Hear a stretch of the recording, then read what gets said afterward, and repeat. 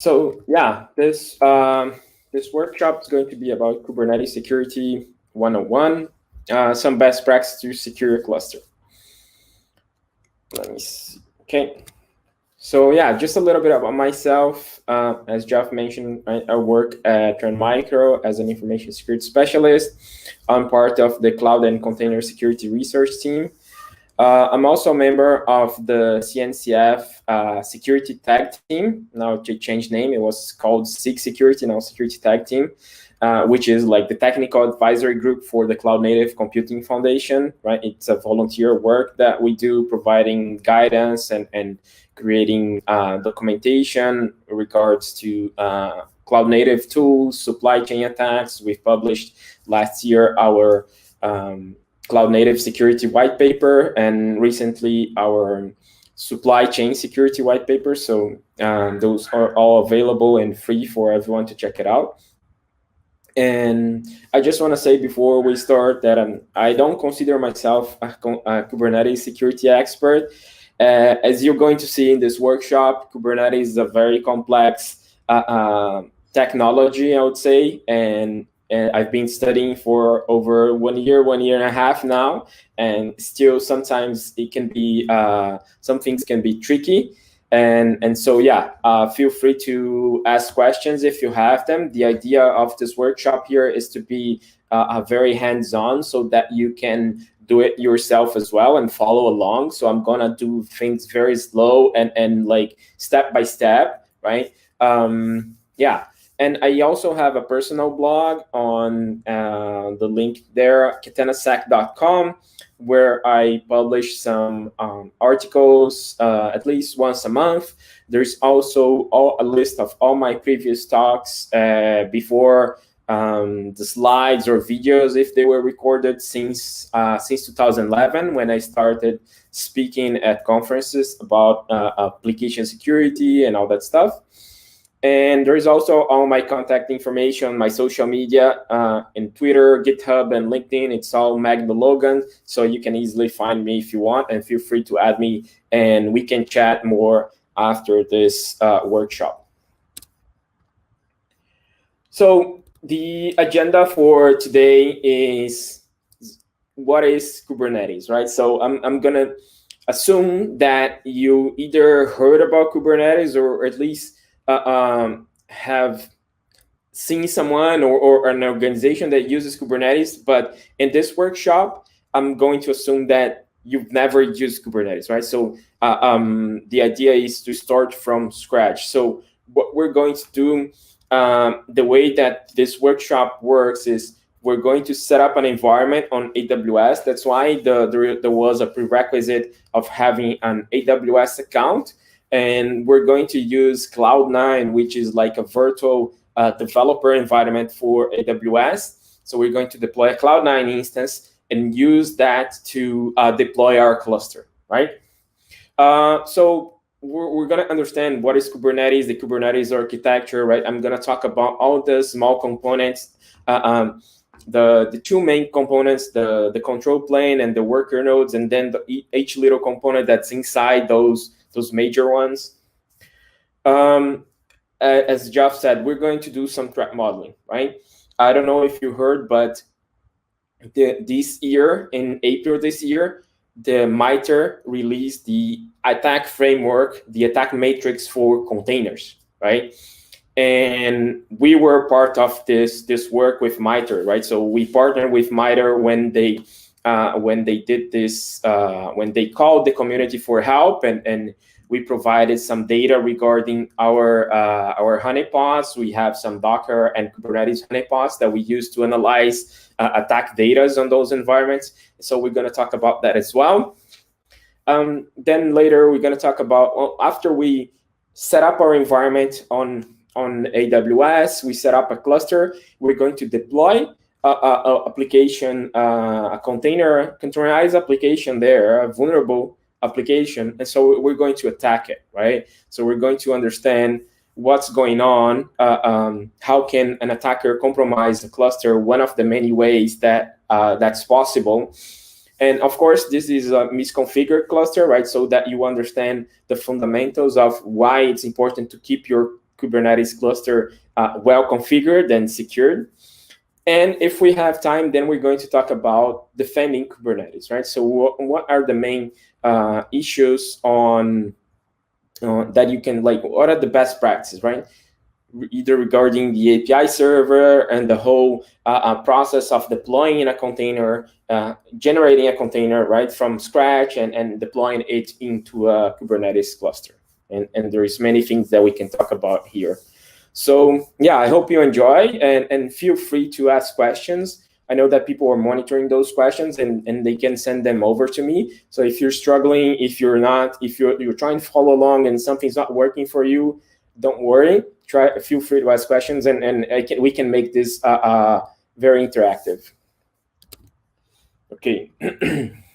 So before we start, I just want to say that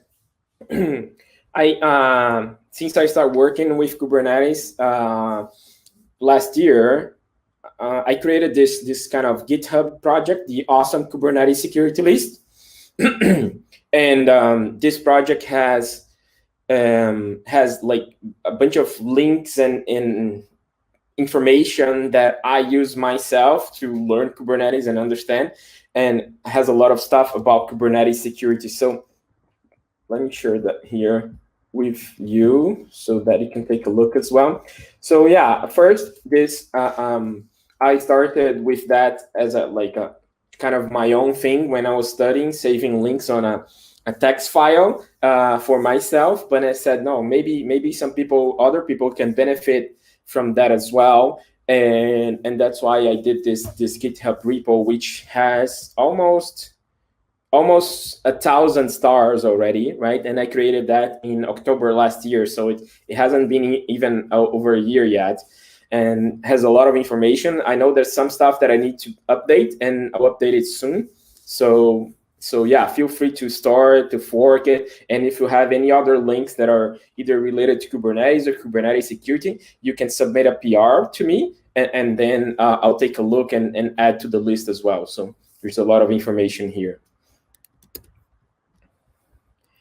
Okay, so I'll give an overview about what is Kubernetes so that you can understand, and then we go to set up the environment, and I'll continue the slides while the environment is setting up, because it takes a few minutes to set up the environment on AWS. So yeah, let's do that first.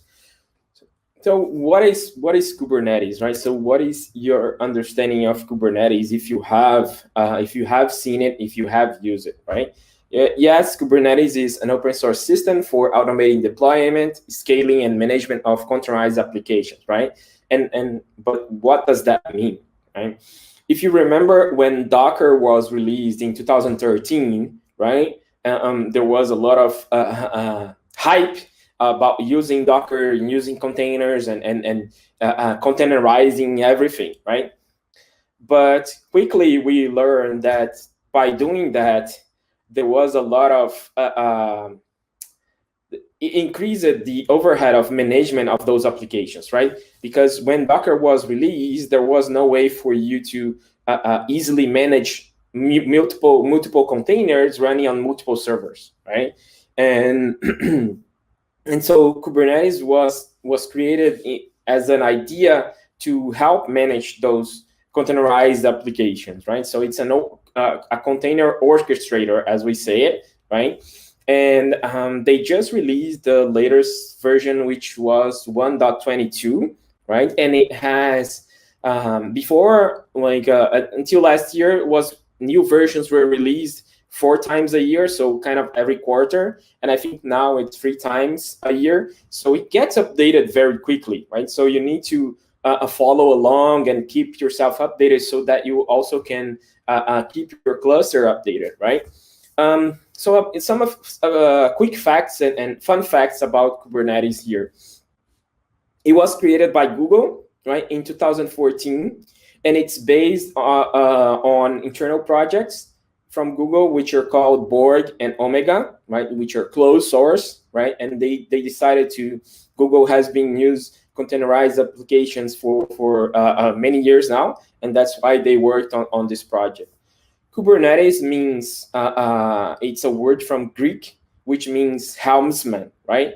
And helmsman is like the person who kind of drives the ship, right? A big ship, in kind of a allusion to Docker, which are the containers, right? And the person kind of steering the wheel of the ship there, that's the helmsman, right? Sometimes can be the captain, sometimes it's another person, so that's why.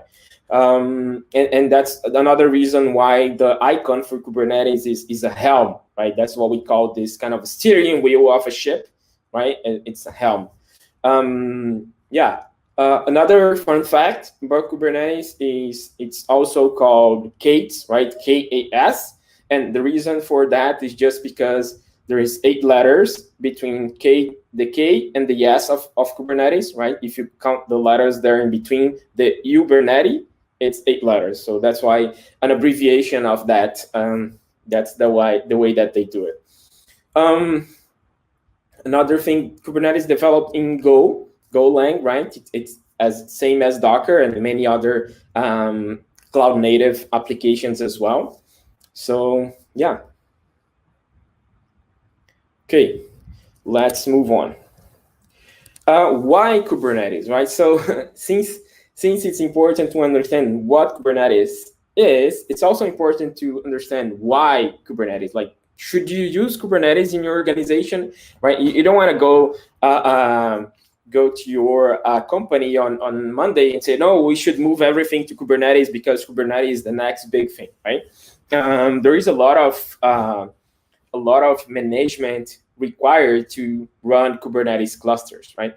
And as I said, like, I think personally, from my perspective, it's a very complex system. It's hard to understand, and especially if you don't have the background of what Kubernetes do in behind the curtains, right? So once you understand that, that gets easier to know what it's doing, but it's like you need to have that background, right? So yeah, just a kind of a comic here from Dilbert, right? It's not everything that needs to be okay Kubernetes, right? Doesn't mean like that. You have very few people that really understand Kubernetes properly, and especially even Kubernetes security. And yeah, it's if you want to start moving your applications to your Kubernetes cluster, then you're going to require not just budget, right, resources to do that, but also skilled people to maintain your clusters, right? So think about that before you go into, okay, yeah, let's move everything to Kubernetes. It might not be the solution, and it might not be required for your needs and your organization needs. Okay, what is the CNCF, right? The CNCF is the Cloud Native Computing Foundation. It's the foundation, it's a sub-foundation of the Linux Foundation. It helps and maintain many different projects from what they consider cloud native, right? So Kubernetes is just one of them. There are many different others that you can see here, and some of them are even part of Kubernetes as etcd and core DNS, and also Helm to package Kubernetes applications as well. So there's many different ones, right? So it doesn't mean just Kubernetes. When we're talking about cloud native CNCF, the Cloud Native Computing Foundation, and cloud native security, we're not just talking about Kubernetes, right? This is the URL there at the bottom, the l.cncf.io. If you go there, it's going to show you a lot of different projects that are related to cloud native, right? And just a quick thing here about what means to be cloud native, right? Doesn't mean that the application only runs in the cloud, right? And we're probably going to talk about that in the next few slides. But just to add to that, being cloud native is there's different characteristics on applications that they have, and they're created to run in cloud environments, but they can also run on premises, right? There are organizations and many different companies that run Kubernetes on premises, right? Okay. Yeah, so that's the slide here. As I said, like, what it means to be cloud native. The definition here, it's from the CNCF itself and can be found on their GitHub. And basically, as they say, to an application to be cloud native, it needs to have these characteristics on the left here, the 7 characteristics, and some examples here that you probably are using or you probably heard about, right? Containers, service meshes, microservices in general, immutable infrastructure or infrastructure as code, and declarative APIs. So these are some examples of cloud native applications.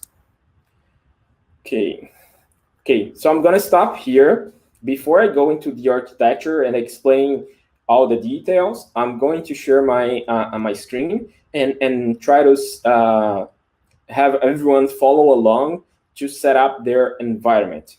Okay. So let me stop sharing. Let's see if it can. Oops, can share again. 1 second.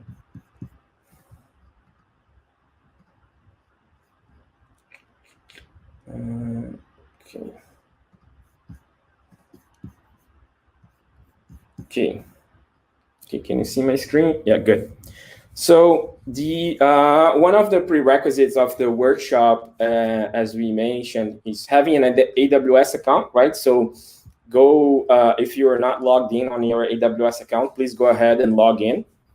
And what we're gonna do, as I said, like we're going to deploy a Cloud9 instance, right, which is this service from AWS, and we're going to find out very soon how it works. It's basically an online version of VS Code. So if you use VS Code before, you're going to find it very easy to follow along. And from that, right, the idea of why I'm using this, right, the idea is that I want to make sure that everyone has the same environment, right? And so if you're using, I didn't want to like create a VM and deploy and send it to you to download and everything. Let's do it online, right? And using Cloud9 is a good way to, everyone is going to have the same environment if we use the same configuration here. And then from there, we can set up the instance to deploy the cluster afterwards, right? Once we have the Cloud9 instance set up, and that takes, that's very quickly, but then we configure the cluster on AWS as well. So, okay, let's start here. And I'm going to create one from scratch. I have some created here, but I'm going to create a new one. So let's see, Cloud Village, right? Workshop. So the name you can give any name that you want, right? Just remember if you have different Cloud9 instances. But yeah, you can add a description as well.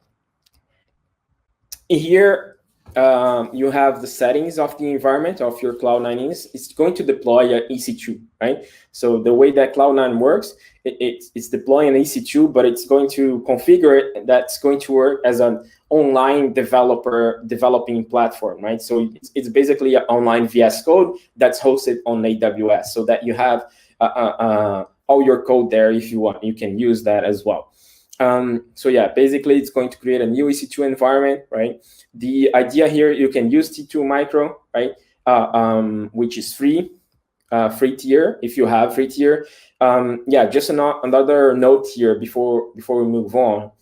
There might be some charges, not because of this Cloud9, but once we deploy the cluster and EKS and everything, depending on how long you leave the cluster online, there might be some small charges on your credit card, on your account, right?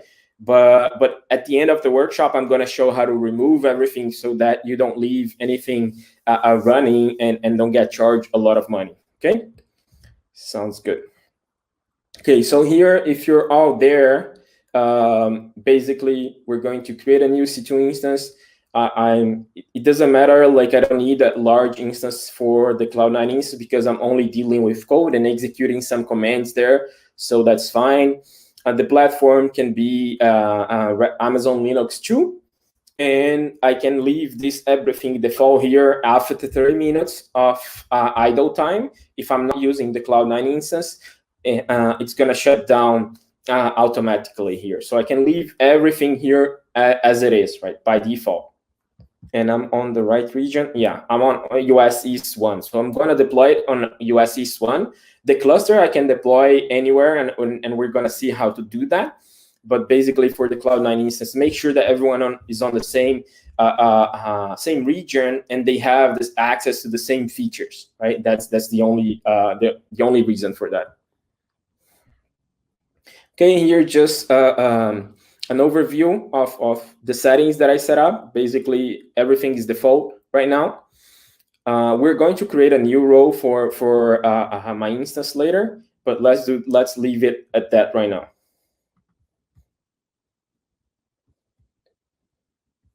Okay, so it's creating my environment. It might take a few seconds to minutes, right? And this is going to be like if you use VS Code before, or if you work with coding and programming in VS Code, you're going to find it the interface is very similar. There is a few things that we need to do here once the environment is set up. And so creating an IAM role for our instance, and also disabling some credentials. So I'm going to show here once the Cloud9 is completed and deployed, right? Let me see if it's taking a lot of time. Yeah, let me go back. Yeah, if I have, I don't know if we have any questions so far, but yeah, feel free to ask them. If you're stuck, if you're like missed something until now, feel free to send the questions over through the form, the Google form. Okay, no questions. Sounds good. Awesome. Thank you. So yeah, let me wait here once. Okay, now the Cloud9 instance is set up. As you can see, it's basically an IDE platform online. I have a terminal here. I can add new files and new terminals as well, right? Okay. So what we're going to do, new terminal. Okay. Is the font good enough for everyone to see? I don't need, maybe, yeah. Let's leave it at that. Okay. So this is basically the environment that we're going to use to deploy our cluster from, right? Okay, so a few things that we need to set up here, and I'm going to show you is, oops, sorry. It's on this settings here on the top right corner of my interface. There's a gear icon called preferences, right? And in this gear icon, I need to go to AWS Settings.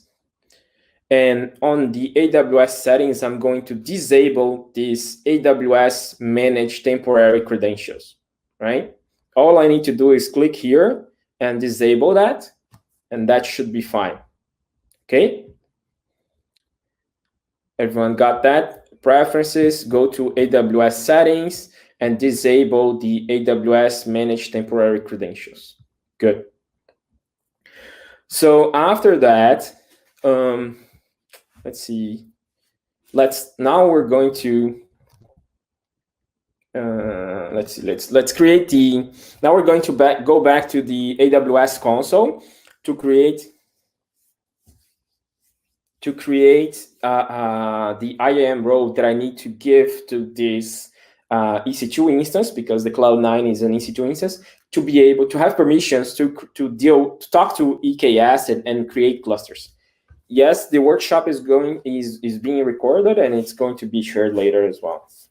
So yeah, fine. Okay, let me go back to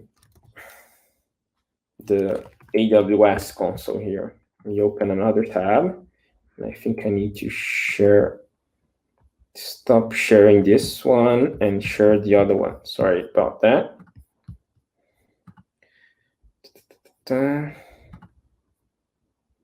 Okay. So yeah, oops, I think I'm in the console. Yeah.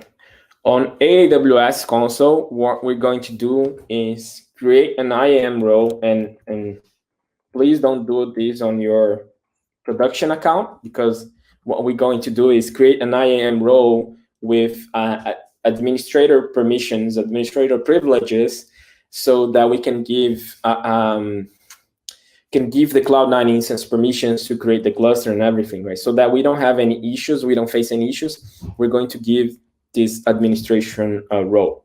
So I'm going to IAM, and let me go back. So what I did was, okay, I went to IAM, which is the Identity and Access Management service from AWS. And basically what we're going to do is create a role for that. Create role. I go here to roles on the left side and create role.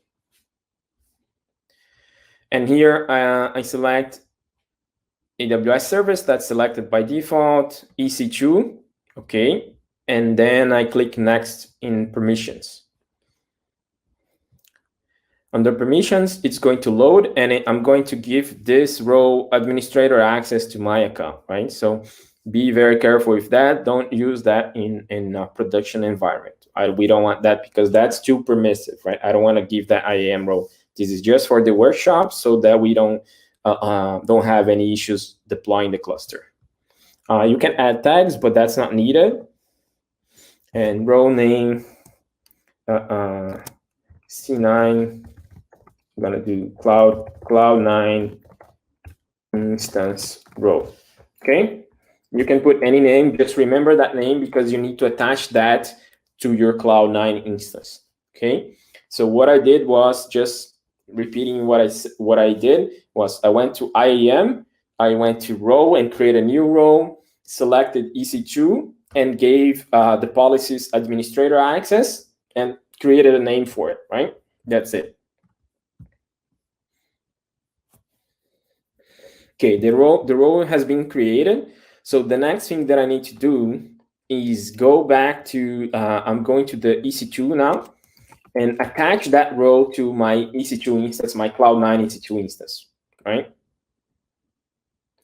So I'm going to EC2 here. That's why I tap EC2, and okay, to see my machines running, I see that there is an instance running. Make sure that you're on the same region that you deployed your Cloud9 instance.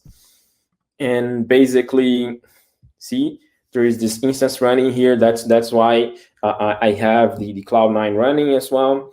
So select the instance here, the EC2, and on actions, security, modify IAM role. Okay, that's going to we're going to attach that role that we just created to this instance. So again, select my instance, go to actions, security, and modify IAM role. And here I have my role that I just created, the Cloud9 instance role, and I'm gonna give it to, I'm gonna attach that to the instance, and I'm going to save. Okay, if you get this message, so successfully attach your role to the instance, that's great. That's all we need so far. Is anyone behind? Does anyone have any questions? Anyone struggling with something? Feel free to ask, okay? So now that I set this up, I need to go back to the Cloud9 and install a few things on my Cloud9 instance to be able to deploy the cluster, right? So some things I'm going to install is kubectl, some other packages. So we're going to follow along. Let me share that with you. Let's see if I have it here.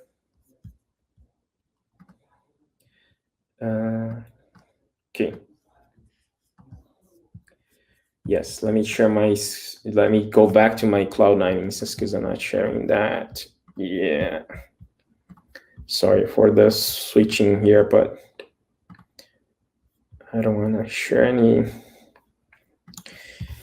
any sensitive information, right? Yeah. Okay. So I'm here. One of the things that I need to do here on the Cloud9, I've attached. Remember, if you haven't done the AWS settings, right, disable that as well. Just let me show it again, right? The temporary credentials. And yeah, okay. So you can see that there is a kind of a directory structure here. It shows your environment. I can have many terminals and all that stuff. That's great. So now we're going to use this this project on GitHub and to download 2 files. That's all I need to set up my cluster, basically. And I'm going to install some package and some tools, but basically those 2 files, it's all I need to set up my cluster.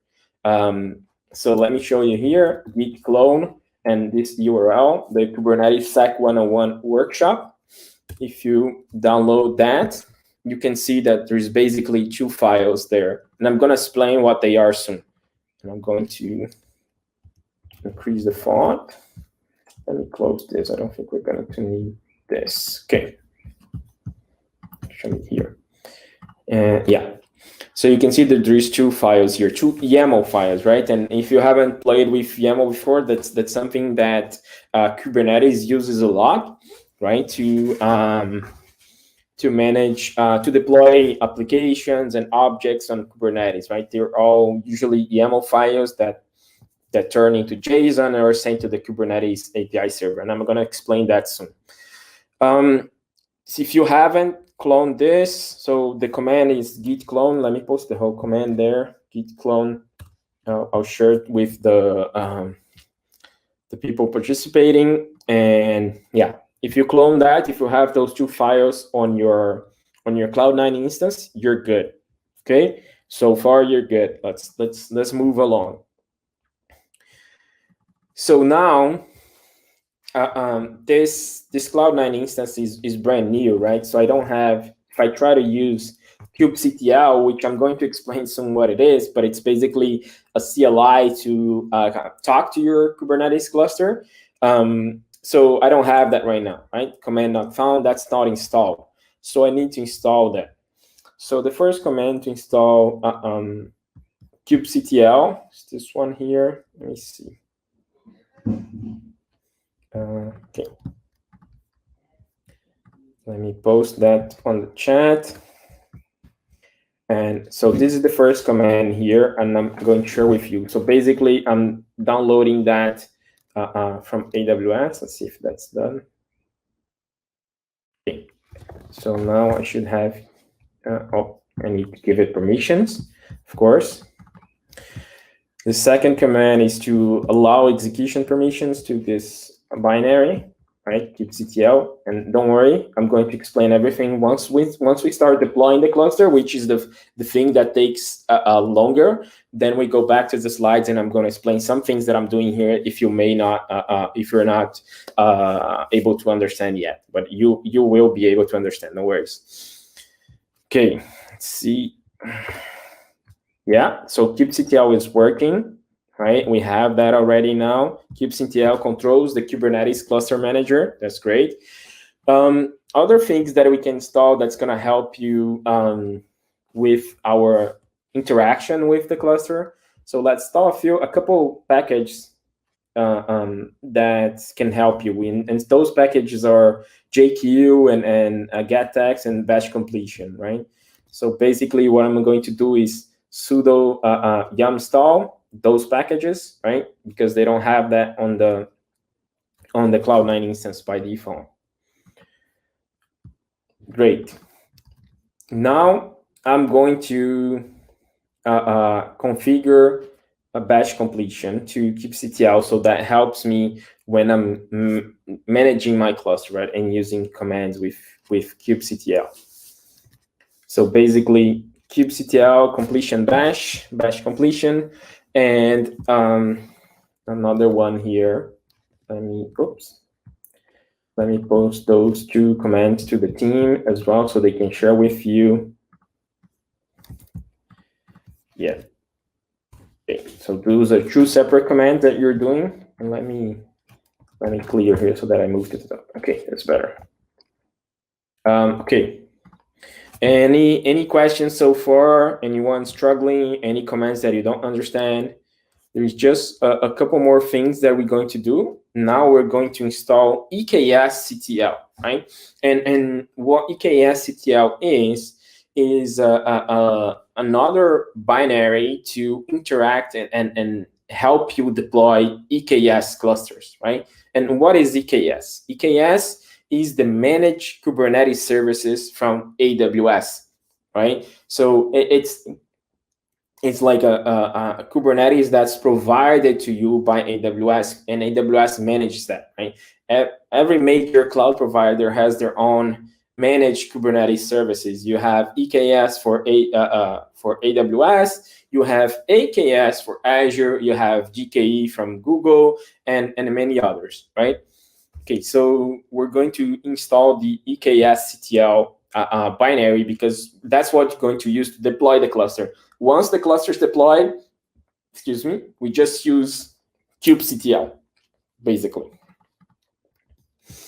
Okay, so let me set that up. This is the command. I'm posting that to the team so they can share with you too. Sorry. Okay, moving that to the local bean, and also enabling bash completion for EKS-CTL.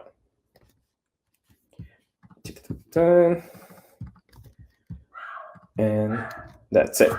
Okay, EKS-CTL. Okay, that's working too. Great.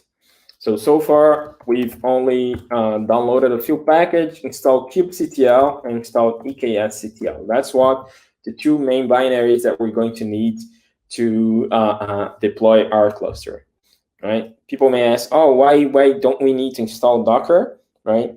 We're not running our cluster here on this instance, right? We're running that on, we're going to deploy one new instance to run our cluster, right?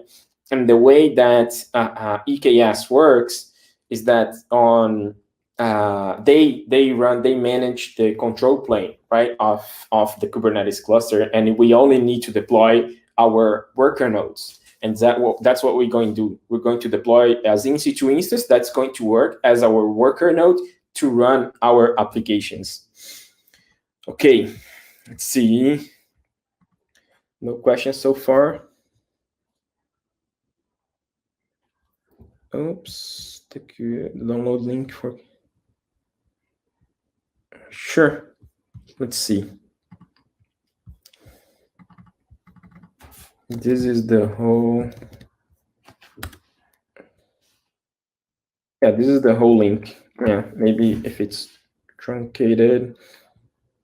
Yeah, that's the whole link. Basically, I'm downloading the kubectl binary. If you want to download that directly from Kubernetes, the Kubernetes website, which is kubernetes.io, there is also kubectl there. But I'm downloading that from AWS, from an S3 on AWS that they provide, right? So that's better. I don't think you're gonna have any issues if you download from the kubernetes.io website.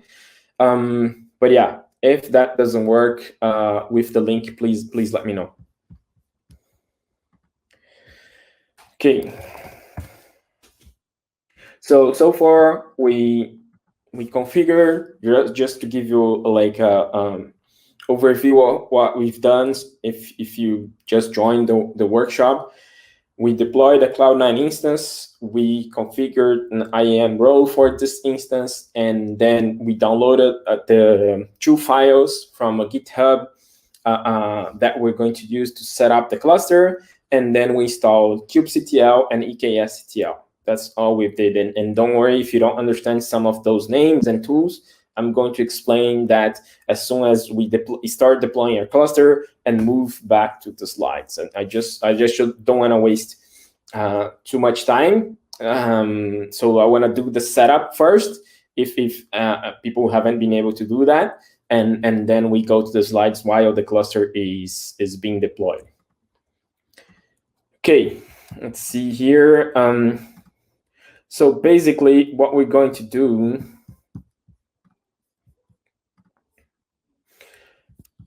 is, okay, to create this cluster, I'm going to use, let me show the files first. Let me go back to the files. Okay.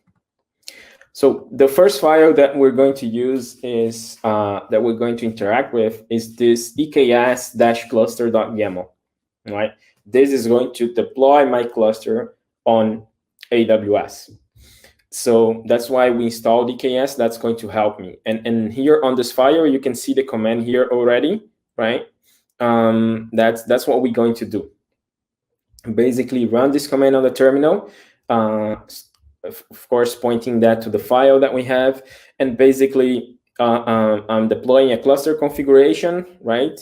And this is the name of my cluster. This is the region. So here you may be able to change your region if EKS is available on the region that you are in, right? And it's also a good idea because if we deploy all, I don't know how many people are following along and deploying clusters as well, but if we all deploy our clusters on the same region, we might run out of resources. So the way that it works on AWS, they have a limited resources for availability zones, right? So inside that region, there's different availability zones, and we might have some errors saying that you don't have enough resources to deploy that cluster in that region or on that availability zone, because EKS-CTL, they're going to choose from this configuration here, they're going to choose which availability zone on US East 1 region they want to deploy a cluster. We don't manage that. Of course, we could add that to the configuration file, but I don't want to add a lot of overhead to the configuration, so you don't need to worry about that. And on this cluster, I'm creating a managed node group, right? And I'm calling that managed node group 1. And I'm deploying an instance of the size T2 small, right? And here I can say the minimum size and the maximum size. That means that my cluster can have only one worker node, only one instance, and maximum 3, right? So if I need to increase the number of worker nodes on my cluster, I can easily do that, right? And if I can change that to 10, it doesn't matter. What's going to matter here is the desired capacity, right? That's what the cluster is going to start with, right? If I change that to 3, for example, then it's going to deploy 3 different EC2 instances of the same size in the node group, right? And I don't want that. I don't want 3. We're only going to use a small web application. So I don't want that. I just want 1, so that I don't need to pay a lot of money for deploying this cluster, right? This is the volume size, right? The hard drive and some labels, the worker labels, the worker role, right? And basically that's it, right? That's all that is on my cluster. So here, I'm gonna use this command. Let me go to the JampaSec workshop. Here is my EKS cluster. So I just entered the directory of the GitHub project that I just downloaded. Again, it's just Git if you haven't. This is do you like? Sure. Okay.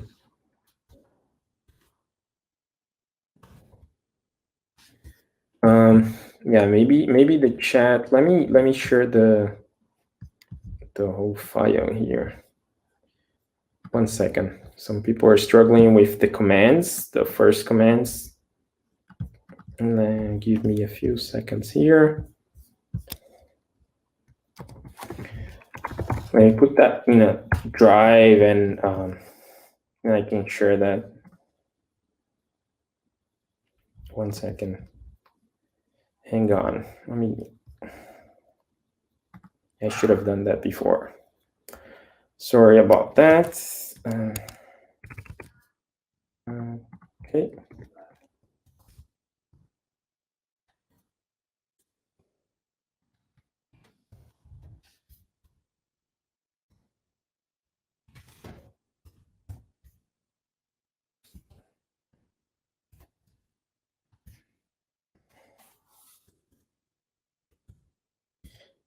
Okay, let me share on this file here. I created a Google Docs, and I will share the link of the Google Docs of all the commands, and then we can share with everyone participating so that they can check. Let me just Kubernetesctl 101 workshop that quickly. Okay. Yeah, I'm sharing on the Google Docs. So if you can share that link with everyone, everyone can see that link. And these are the main commands that we did to set up kubectl and EKSCTL on the cluster. So if you're having any trouble, some of those are 2 commands, so remember that. Yeah, step 1, step 3, so follow that along and check out the commands there. If you're still struggling after following that, let me know. Please let me know. So I'll move on here and I'll deploy my cluster. And while that's going on, as we going back to the slides, I can help anyone that's struggling or answer any questions, right? So yeah, as I said, right, I want to create my cluster, and to do that, I'm going to use EKSCTL to do that. And the command here is EKSCTL create cluster, right? And I'm passing a file, which is this file here that I have.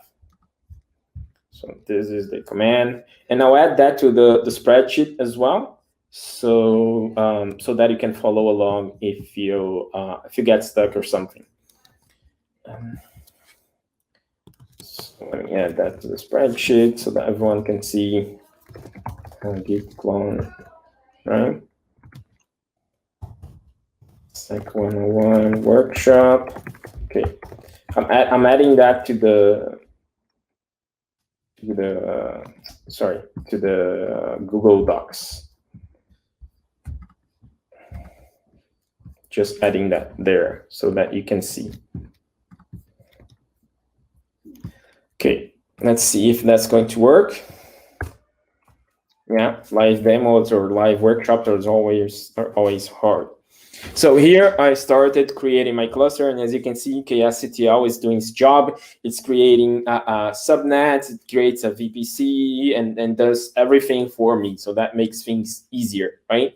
And this is what takes a little bit longer. You might face some errors here because of resources. If you're doing on the same region, if everyone's doing on US East 1, what you need to do basically is either try on a different region or try again, but change the name of your cluster so that it doesn't.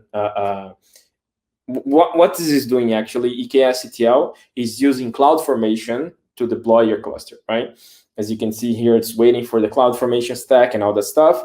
And so if you try to deploy and it didn't work, then if you try to deploy again with the same name, it's going to complain to you, oh, there's already some CloudFormation template created with the same name. And let's hope we don't face these issues. I faced that on the previous edition of this workshop that I did, but let's hope not. It seems that no issues so far. So yeah, I'm gonna leave it running here. I'm going to go back to the slides so that we can continue just the explanation of the Kubernetes architecture. And then once the cluster is deployed, we come back here to deploy the applications and now play along with the attacking the application and all that stuff. Okay, so let me stop screen.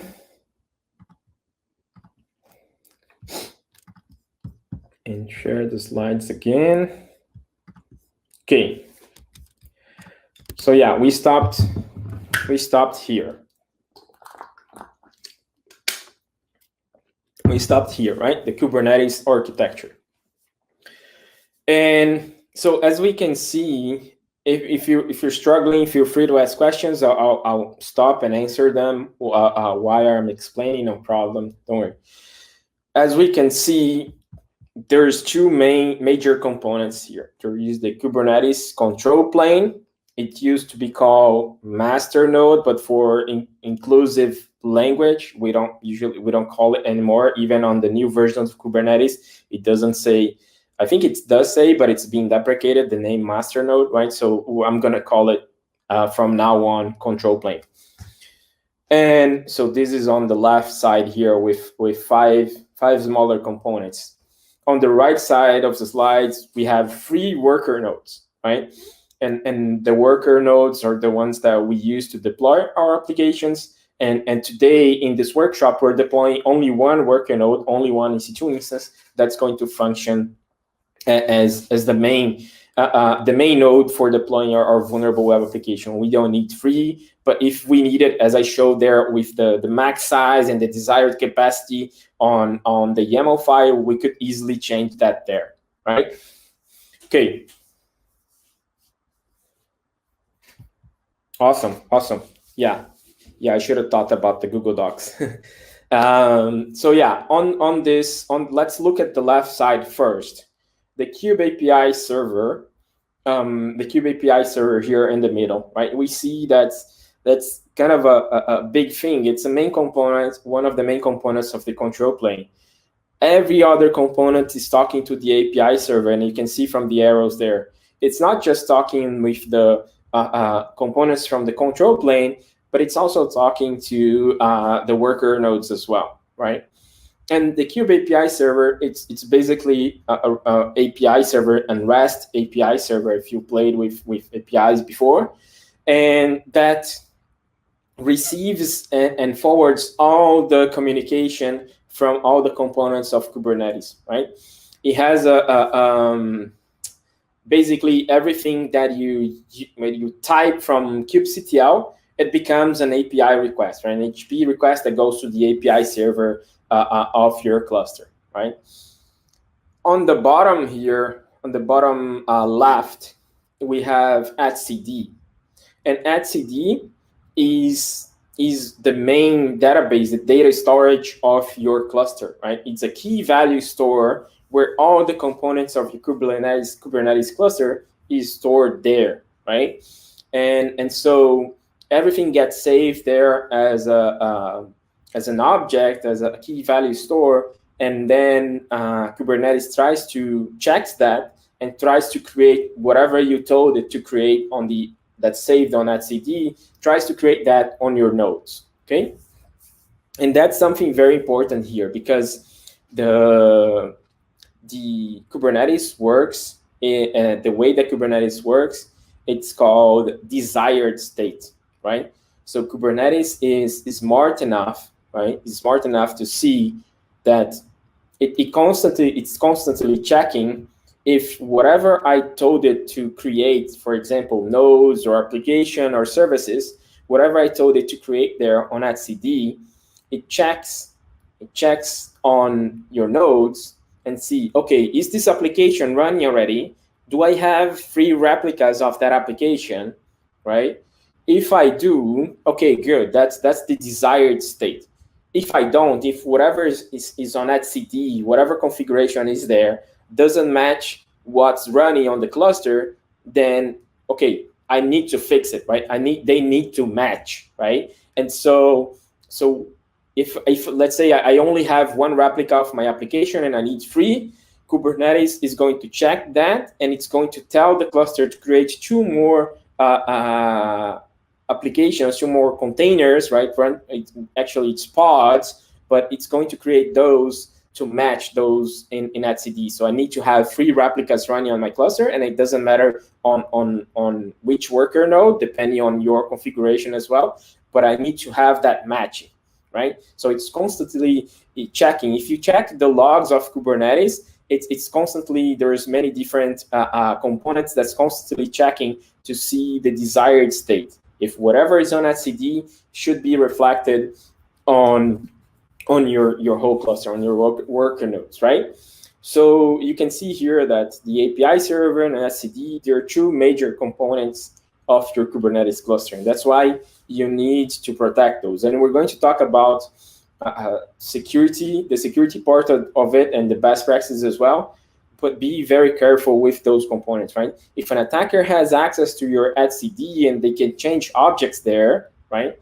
Basically, whatever they change to, Kubernetes is going to just follow along. Just Kubernetes is going, okay, if you want me to deploy a malicious container, I'm going to deploy a malicious container, right? It's not it's not checking who put that information there. It's only checking if the information at CD is matching whatever is created on the cluster. Okay. And on the top left here, we have the Kube Controller Manager, right? And the Kube Controller Manager is exactly this object that has a bunch of different controllers, the pod controller, the service controller, and other controllers that keeps talking to the API server and checking on etcd. Is it matching? Is it? Oh, do we have the right number of pods? Oh, we have 5 here, but we need 10, right? And so it's constantly checking that. Then each specific controller is doing that. The Cloud Controller Manager on the top right of the control plane is the one that talks to cloud providers, right? That's the reason why Kubernetes can work with different cloud providers. You have the Cloud Controller Manager if you want to use like disk volumes or load balancers, right? Kubernetes doesn't have those objects, doesn't have those services, so you need to use the ones provided from your cloud provider, and we're going to do that on EKS today. We're going to deploy a load balancer to expose our application to the internet. Okay, good. And on the bottom right is the Kube Scheduler. The Kube Scheduler is exactly the one that tells the worker nodes to deploy the pods, right? To start the containers, right? It talks to the kubelet on each worker node to schedule a pod. It can be scheduled like instantly, right? And it can be to kubelet to talk to the Kubernetes runtime engine, create those pods. Okay, so those are the 5 main components of the control plane, right? Now, let's take a look at the worker nodes.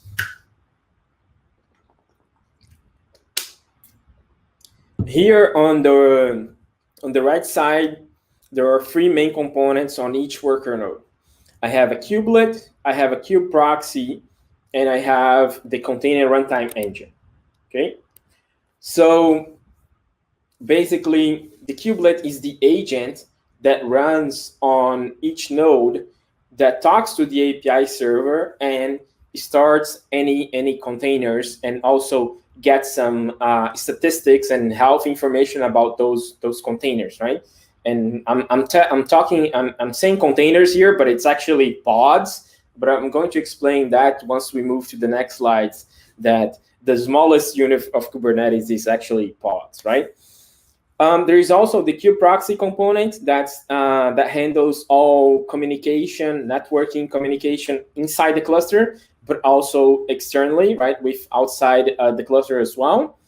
And the the container runtime engine, which by default was Docker, and there was a lot of discussions about when they're talking that Docker was going to be deprecated in Kubernetes and all that stuff. I don't know if you heard about this story, but you can still use your Docker containers on Kubernetes. Nothing is going to change. It's just that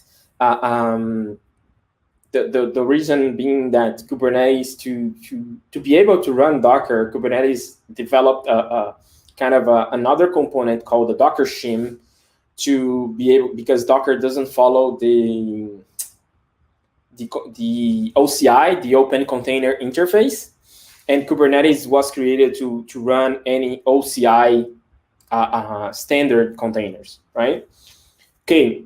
So you can deploy that. The kubelet is going to talk with the Kubernetes runtime engine, and that's what's going to really create your containers and run that on your nodes. Okay.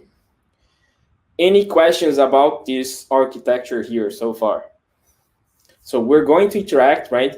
What we're doing here today on this workshop, we're using the Cloud9 instance to talk to the control plane.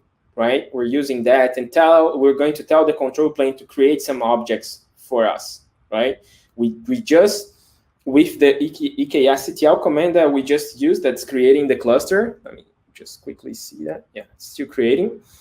With the EKSCTL command that we use to create the cluster, it's Kubernetes is doing that, and the way that it works on EKS, we don't have access to this control plane, right? Because AWS handles that for us. And that's a good thing, because you also don't need to worry about the security aspect of the control plane. All you need to do, you talk to the API endpoint of your control plane, and you tell it to create applications, deploy containers, and all that stuff.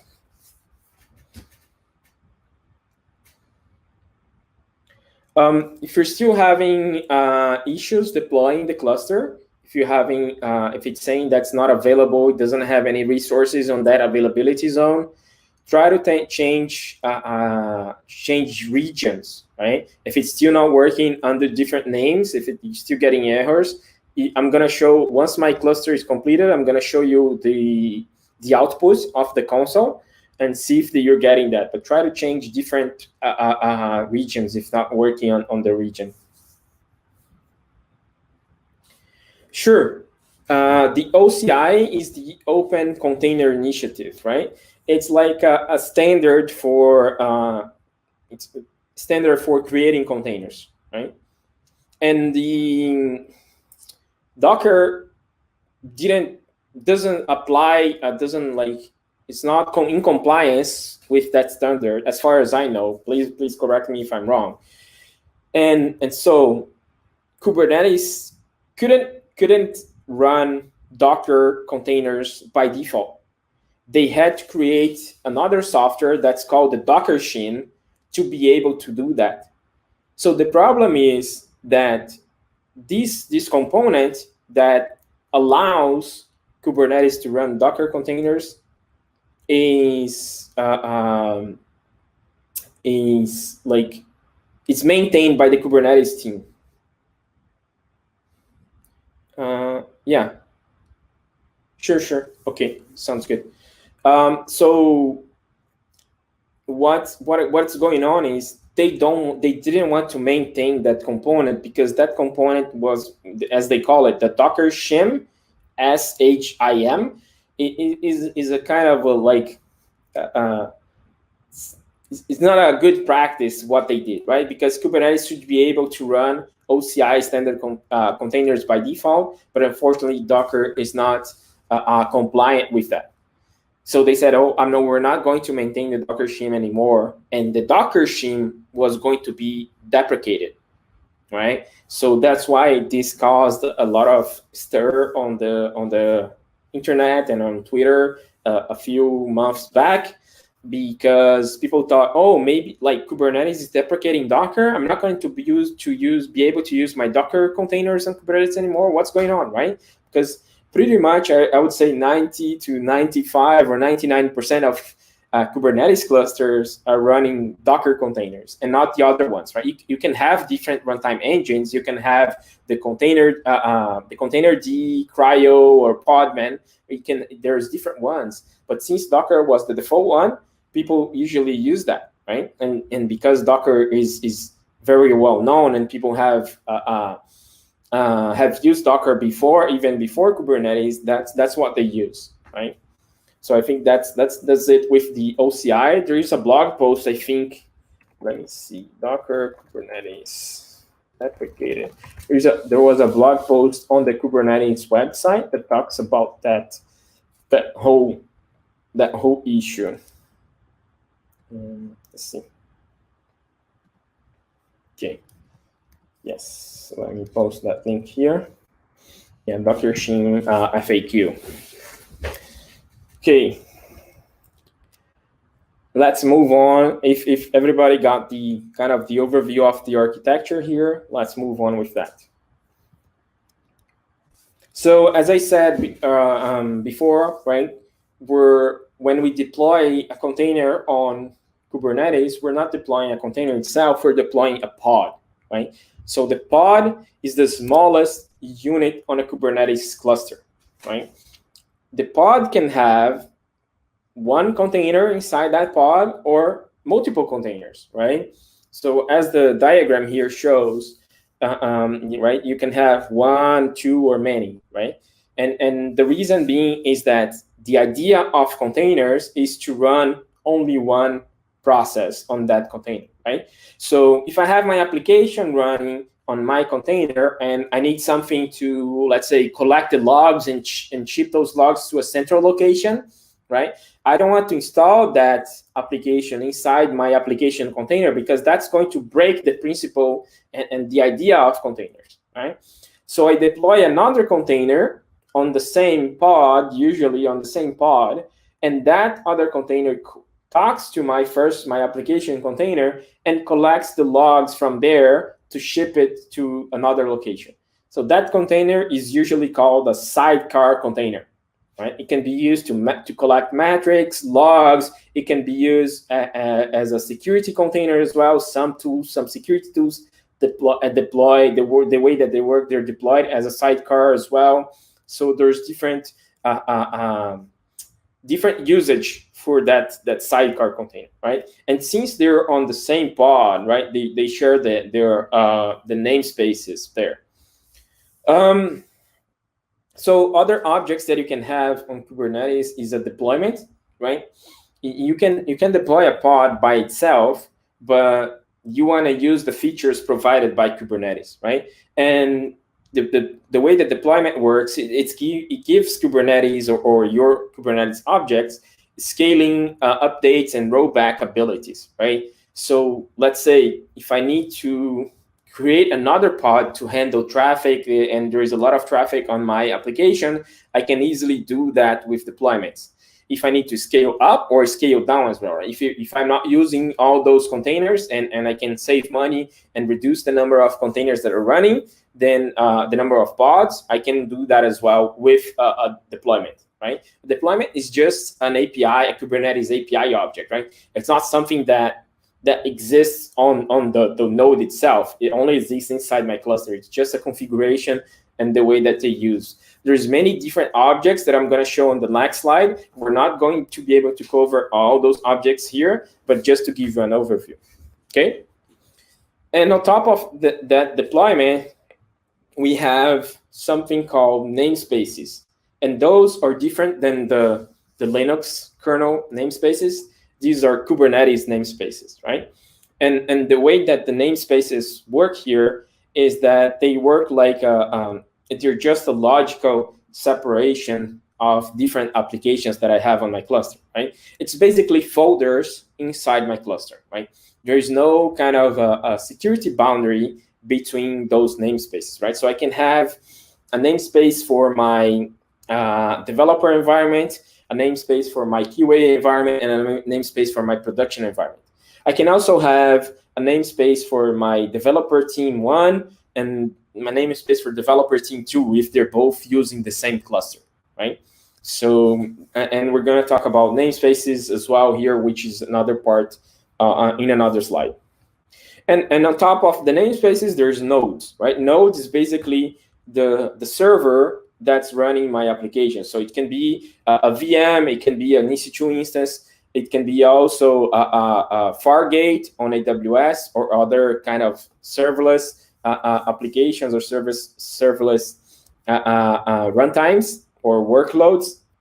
So it can be anything. It can also be running on-prem and can be bare metal as well. There's also some companies that provide Kubernetes running on bare metal. Okay. And let me go to the API objects.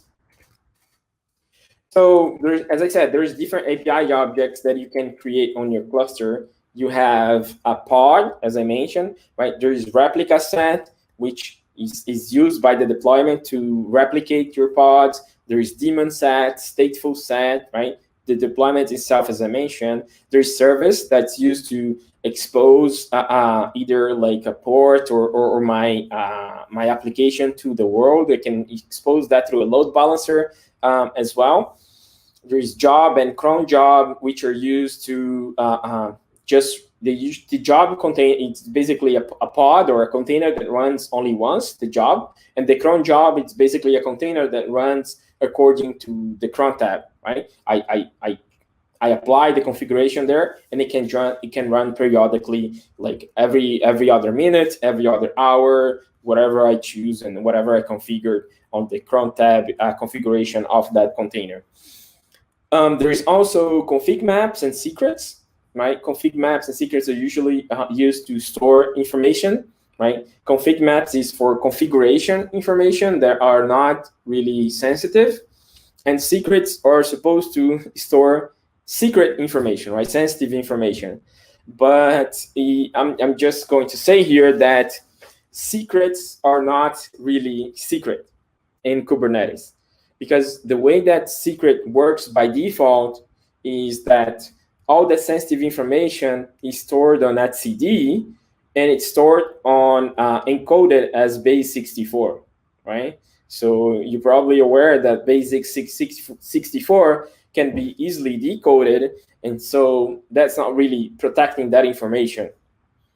And also on etcd by default, all the information stored in etcd is stored in plain text, right? It's not encrypted, right? So there is another issue there as well. So there's different ways that you can use secrets on Kubernetes. You can maybe use like a third-party solution like HashiCorp Vault, or use the one from AWS as well. It doesn't matter. So just be careful. If you're using secrets with Kubernetes, don't use the default settings, right? There's some configurations that you can apply to at least encrypt your secrets on etcd. And yeah, there's ingress and many different objects, right? And those objects they all work. They can all be applied as a YAML file, and I tell that and apply that to my cluster using kubectl. And that, depending on what I'm creating on that file, that gets created on the cluster exactly because of the desired state, right? I don't care how Kubernetes is going to do that. I just tell it, okay, I want this object created on my cluster, and then, okay, apply that to the etcd. Once I send that information via kubectl, that goes through the API server and gets stored in etcd, right? And now the controller is checking that, oh, something changed here, and oh, they want me to create this object. Okay, now deploy this object, and everything happens really quickly. Okay, any questions so far? Let me see here. I think my cluster got created, so I'm just going to talk about kubectl, and then we're going to go back to the cluster. If anyone's still having struggling or still having issues, please let me know. So basically, the kubectl, as we did on the Cloud9 instance, right, is the CLI tool that allows you to control your Kubernetes cluster, right? It's a config file. There's a config file that can be found on your home directory under /.kube, and I can show you where that's stored on our Cloud9 instance, right? It's very similar to the Docker CLI for Docker containers. Let me see another question here. Is an API object like request parameters to the appropriate API endpoints? Request parameters. Not sure I understand the question. API objects on Kubernetes, they're just like different objects. They have different how can I say, functions, right? So basically, when you talk to Kubernetes and you talk to the API server, there is an endpoint for each object, right? So let's say my Kubernetes cluster and like /API/pod/create, right? So there's different endpoints. Everything gets converted from the API request and gets to the etcd, right? Once that's stored in etcd, and depending on which type of object, that gets created on my cluster, right? I'm not sure if you can try to rephrase the question, please, so that I'll try to answer that better. I'm not sure if I understood correctly. But yeah, so the syntax of the kubectl, right, it's very similar to the Docker command, the Docker CLI, and the reason being as well that they did that so that people that were using Docker already could easily shift and start using Kubernetes without facing too many challenges, right? So yeah, that's it. See, yeah, it's before we move on. Let's go back to our cluster. And let me go to the Cloud9 instance here.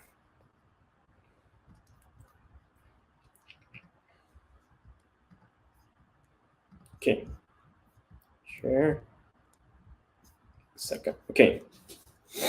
So you can see from the command that I did, right? Create cluster. It did a bunch of things here, creating the cloud formation and everything, and should be working, right?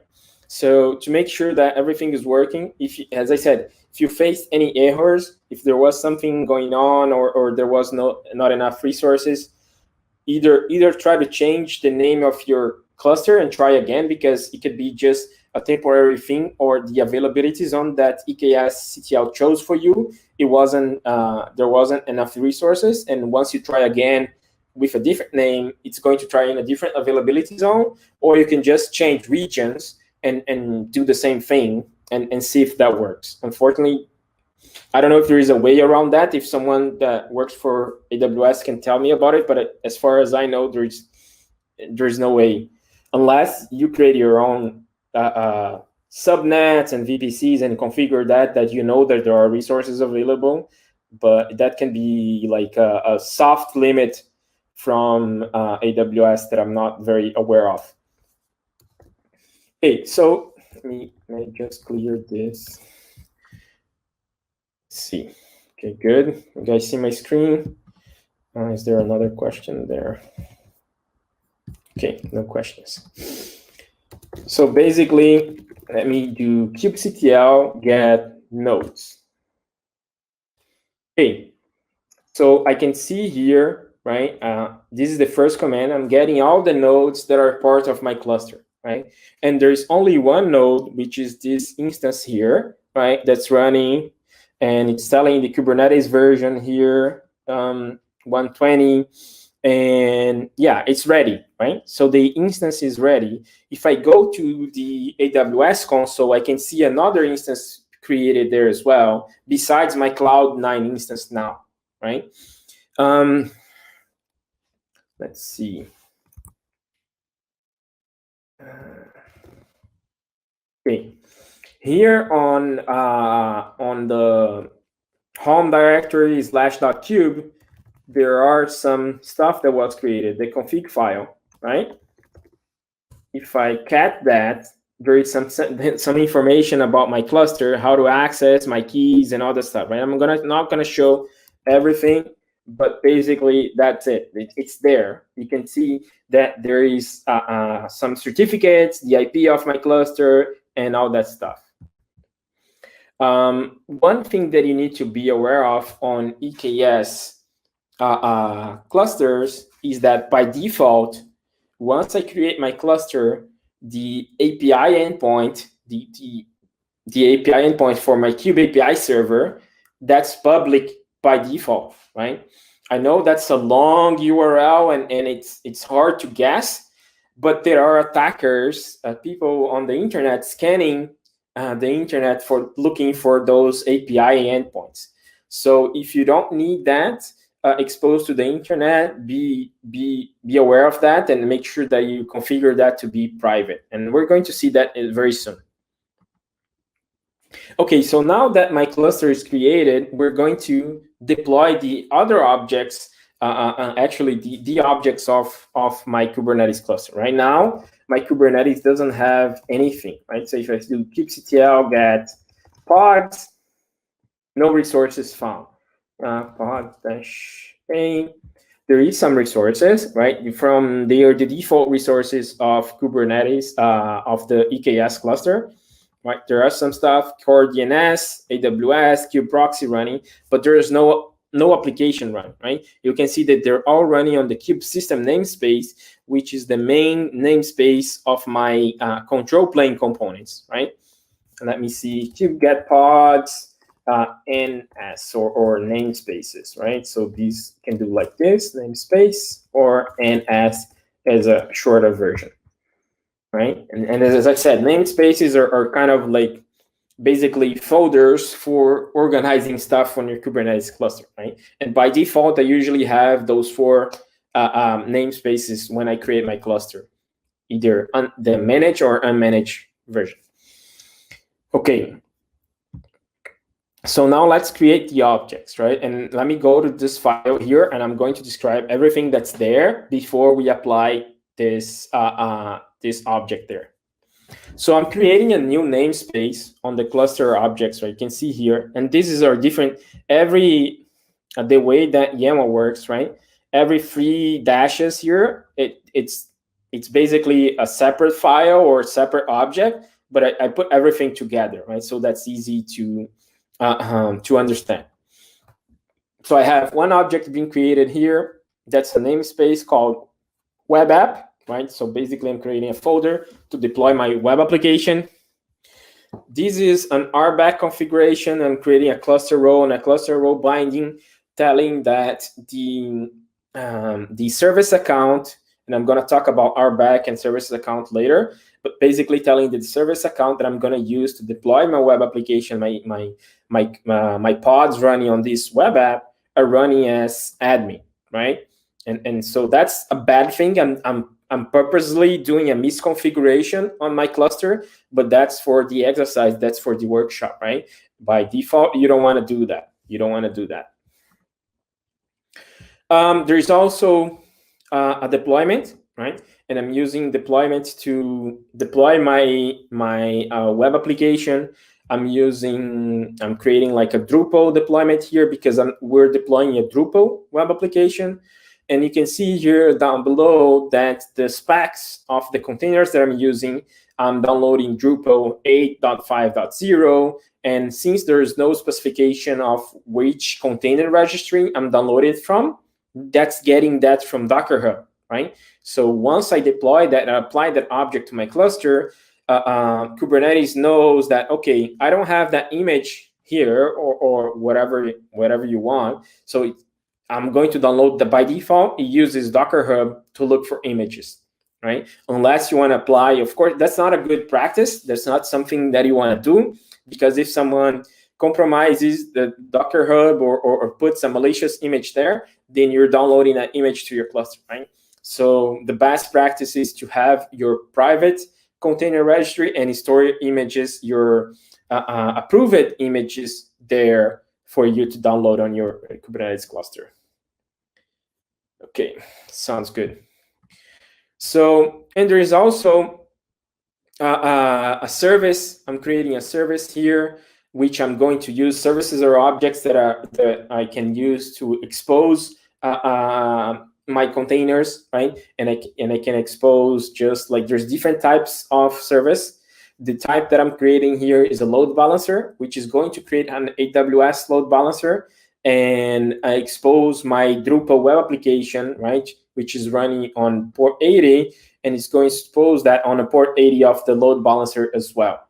So as I said, there's different types of services. There is cluster IP, there is node port, there is a load balancer, and I think one more. Yeah, I forgot the other one. No problem. I'll remember. And this is basically I'm adding just a kind of a flag here that I use. I use this kind of setup to deploy a CTF challenge, right? So I have a flag here. I'm creating a secret, and I'm storing that secret as a flag named CTF on the kube system namespace, and this is the result of the flag here, right? The value of the flag. And it's basically base64 encoded. It's just a flag that we're going to practice and try to get that once we compromise the cluster, okay?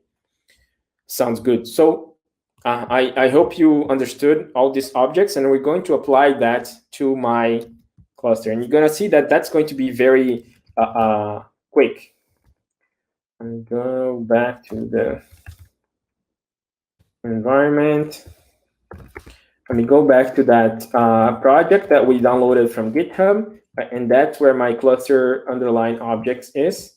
Yeah, just keep in mind that for the first file, I don't know why I did this, but the first one I used dash, and the second one I used underline. So let's see if the command is correct. Yeah, it's using underline, so that's fine.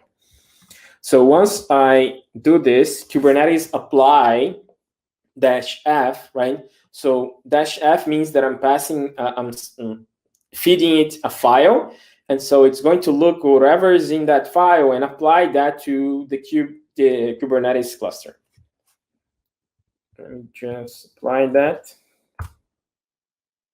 And you can see that all the objects that were on that file were created, right? The namespace, web app, the service account, the deployment, the service, and even the secret. Everything is created now. So if I do now kubectl get namespaces, I can see that there is a web app namespace there on the bottom, right?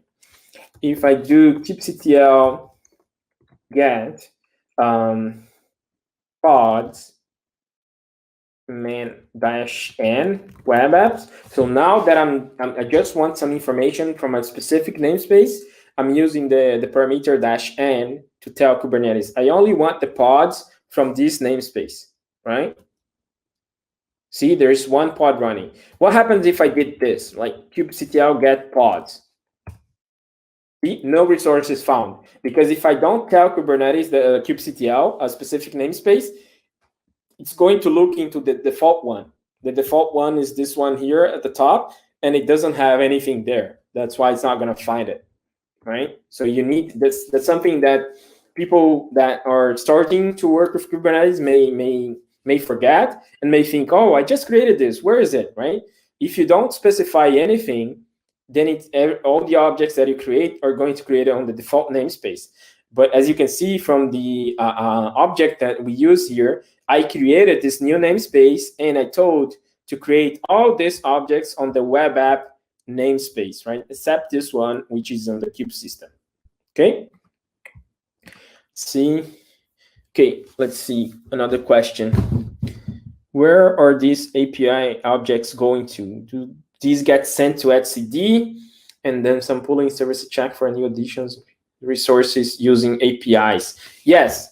So the API objects, they go to etcd as a key value store, right? So there is this stored on etcd, and the controllers, the kube controller manager with their controllers, they check etcd and see what changed. Do I need to create this object? Oh yeah, I need to create this service or this load balancer or this pod, and then it talks to other objects like if it's a pod, talks to the kube scheduler and tells, okay, create this pod on my cluster. I don't have that on my cluster right now, and I need etcd is telling me, etcd is the source of truth, right? etcd is telling me that I need this cluster, this object there, so create that for me. So some objects in Kubernetes are like, how can I say, they have a physical representation, right? So for example, a pod, it creates itself there on the when it's created on the cluster. I can see it. I can see that there is a pod and there is like something running. There is a container and all that stuff. Some other objects are just kind of how can I say, they're more abstract. They exist there. They exist on Kubernetes and stuff, but there is no kind of physical representation of that object besides the configuration at etcd, right? So it's just like some stuff that Kubernetes do to kind of encapsulate that object in some specific configurations, like such as deployment, stateful set. Is just a way for you to help you deploy containers in like with different characteristics, right? Basically that. So yeah, I hope that answered your question. If not, yeah, let me know. Okay, so now I have a web application running, and we expose that web application to the internet via the load balancer, right? So now I can get the service of my web application, right? And you see that there is a service called Drupal-svc load balancer running here. And this is what we need, right? The external IP. So this is the IP of my web application that should be running there. So if I click on that, if I copy that URL and open on my browser, and I'm going to show you right away. Let me share the screen again. change here to my other tab.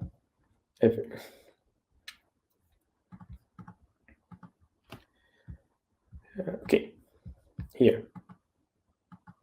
Oops. Yeah, so you can see here that there is a Drupal web application set up on this URL, right? And I need to install it, I need to configure, and that's what we're going to do, right? And but yeah, basically, okay, it's running. I'm exposing this Drupal container to the internet with only that cluster, only that container, right? And with the service load balancer, of course.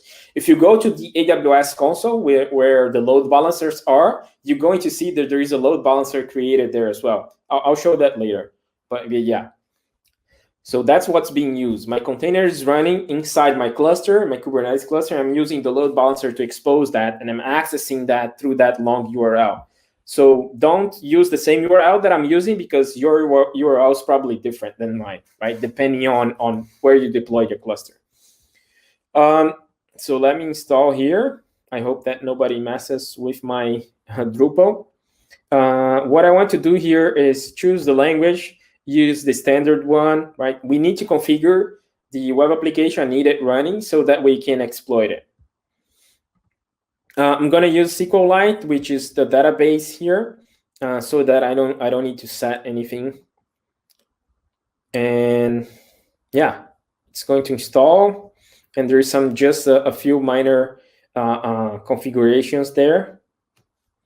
But basically, we all need to do that if we want to exploit and play along with our exploiting the application, right? So Dogecoins, I can set anything here like this. This doesn't matter. This configuration is just to complete the configuration of my website. But yeah, Cloud Village at defcon.com. I'm not going to use any of that. So don't worry about remembering the username or password or anything, because we're not going to use that. We only want to do that to set up our Drupal web application. So I'm going to use just a strong password just in case that anybody tries to mess with my application. But yeah, that's it.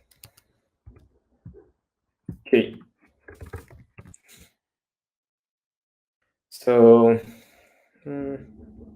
yeah, okay, it's fine. So yeah, now I see the Drupal web application is running, right? And you can see that's working. I'm logged in as admin. I can post. I can do anything. It's a regular Drupal web application. It's just using an outdated version because that outdated version has a vulnerability, right? And now we're going to exploit that vulnerability. Okay, no more questions. So yeah, let me go back now to the slides. I'm going to talk a little bit about how we're going to exploit it and the vulnerabilities that we're going to do, and then we go back to this web application.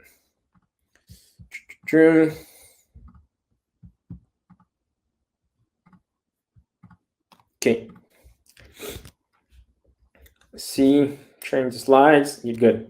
So what we're using today, and as we mentioned in the beginning, right, we're using threat modeling to attack this web, to see what vulnerabilities are in the application and then POC it, right? So that's one of the things that I do during my daily job, right? So analyzing new technologies, especially cloud and container technologies, check the possibilities of any kind of like a hypothetical attack and create a threat model for it, and then try to POC it, right? Try to create a proof of concept for that as well. One of the things that we like to use is the MITRE ATT&CK framework, right? And as I mentioned, the MITRE ATT&CK framework is a very well-known framework on among the InfoSec community, right? It's like a knowledge base of tactics and techniques based on real-world scenarios, right? So you have the MITRE ATT&CK for enterprise, you have the MITRE ATT&CK for Linux, for Windows, and you have even one for cloud, which is now called IaaS, Infrastructure as Service, for all the major cloud providers, but we didn't have one for containers and Kubernetes until this year, right? So what we did was there was one matrix released by Microsoft in April last year, April 2020, that they kind of used the MITRE attack framework structure of tactics and techniques, this matrix approach, to create their own matrix, like based on the data that they were seeing on Azure on their AKS clusters. They created, okay, so these are the techniques that attackers are exploiting in a Kubernetes environment, right? And so, but that's not an official MITRE matrix, right? A MITRE project. So in December last year, the MITRE team for cloud and containers, they published a blog post asking for help from the community to collect data about real world scenarios and what attackers were doing on those environments, right? So either previous attacks that happen, real world attacks that happens to organizations such as Tesla, and I think I don't recall others now, but yeah, there's many others, EKS as well, they used as a baseline. So they're trying to gather real world data and real world information or honeypot information from what attackers were doing there. So since we do this research on a daily basis, we had a lot of data that we reach out to MITRE to provide them with that data to help build this matrix. So the work started basically last year, beginning of this year. And in April this year, they released the official MITRE attack for containers. And I kind of add Kubernetes as well, because that's not how MITRE calls it. But there are some techniques here that are very specific to Kubernetes environments, right? Orchestrated container orchestration environments. But yeah, basically, this is the official MITRE attack for containers that was released in April this year. So you can see that there is the common tactics there, and there is those techniques. There are some of those already existed on the MITRE framework, but they didn't have the context of container environments, right? So they add that reference or the technique specifically, or that threat actor. And some of the techniques are brand new. They didn't exist before. And so that was a kind of a cool project that I helped build with MITRE. And there's the link there with the matrix. But it's all official matrix for the MITRE attack framework for containers is this one. And yeah, there's different techniques here, different threat actors actively exploiting those environments. On one honeypot that we deployed, it took less than 24 hours for the attackers to compromise our environment, and we didn't like publicize that. We just deployed the Kubernetes environment with a vulnerable web application, and in less than 24 hours, the attackers had compromised the cluster, right? And even broke out of the cluster and compromised the cloud environment that we set up the cluster in. And they started deploying big instances to mine cryptocurrencies, right? That's usually the end goal here with Docker and Kubernetes environments. When attackers compromise those environments, like 90% or 95% of the times, the end goal is to either compromise the containers that are already running, or deploy new containers to mine Monero cryptocurrency, right? That's usually what happens most of the times. Okay, so what I did with the threat modeling part was, even before this was done, this diagram here was done even before the MITRE framework was released. It was done last year. And what I did was exactly create this threat model diagram based on the Microsoft attack the Microsoft Kubernetes threat matrix. And so I created like a scenario where, okay, which are the steps that an attacker can do to compromise a web application running on a vulnerable web application running on a Kubernetes cluster. Excuse me. So yeah, here we have the initial access, right? The web app running in a pod. So we have that already. We set up that already on AWS, right? And the web app has an application vulnerability, and you're going to see that really soon. We're going to talk about the vulnerability that this Drupal, outdated Drupal application has. And the attacker exploits this RCE, right? They exploit this vulnerability, and then they get a shell inside the pod, inside the container, right? And from there, they can do other things, right? And so this is kind of the diagram that I created to help me understand what an attacker was able to do, and that's when I did the POC to validate that. And of course, then that's where this kind of this workshop came from, right? From this diagram there as well. So I don't know if you can see the whole diagram if it's too small, but I can share just the diagram link later with you. So yeah, attacking Kubernetes. If we have set up this, like I called the website Dogecoins, right? If you have the Drupal set up now, you should see kind of a similar screen, to that screen. Okay. So what we're going to do, right? What we're going to do today is exploit this. Yes, I can share the attack scenario diagram. I don't have the link handy right now. Someone is asking if I have this attack scenario diagram uploaded anywhere. Sorry, but yeah, I do have it. I just don't have the link handy with like a higher resolution version. But I can share that together with the slides, no problem. So yeah, the initial access here, right? So that's when we start now attacking Kubernetes. And I know I'm sorry it took too long to get here, but I wanted to everyone follow along and be everybody on the same page to set up the environment, and so that you understand the basics of Kubernetes. So now that we can start attacking it, right? And that's what's important here. Like, once we understand the basics, now it's just practicing different scenarios and different attacks, and maybe you can do that on your own later. So two main entry points of a Kubernetes cluster, right? One of the entry points here is a vulnerable web application, right? And we're going to see why is that. This vulnerable web application has an RCE, right? A remote command execution. As you can see, the CVE from 2018, and we're going to use that exploit code on that GitHub to do that, to exploit that vulnerability, right?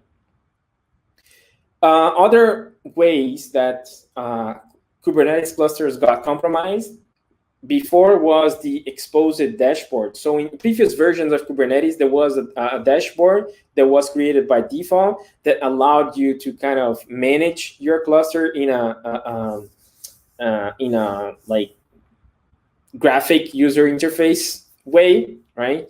But that got deprecated, and it's not deployed by default anymore. You can still do it, but it's not deployed anymore by default. And that dashboard has some vulnerabilities, some issues. That's how one of the cluster attacks that happened a few years ago on a Tesla. That's how they compromised their environment. They exposed the dashboard. And so that's not the case anymore. And see, even the reason why if you look back at the Kubernetes threat matrix by Microsoft, they kind of deprecated that technique, right? Because since it's not deployed by default, let me go back. You can see here as the initial access, exposed dashboard is kind of deprecated, right? There's other options, right? On the initial access, there is using cloud credentials, compromise, container registries, and all that stuff. But I'm going to focus on the application vulnerability here. There is also the Kube API server, right?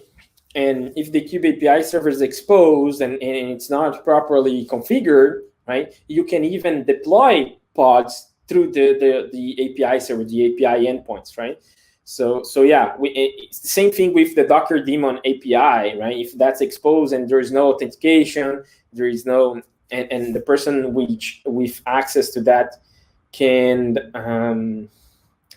have like access, can reach the API endpoint, then they may be able to do some things or get sensitive information there, right?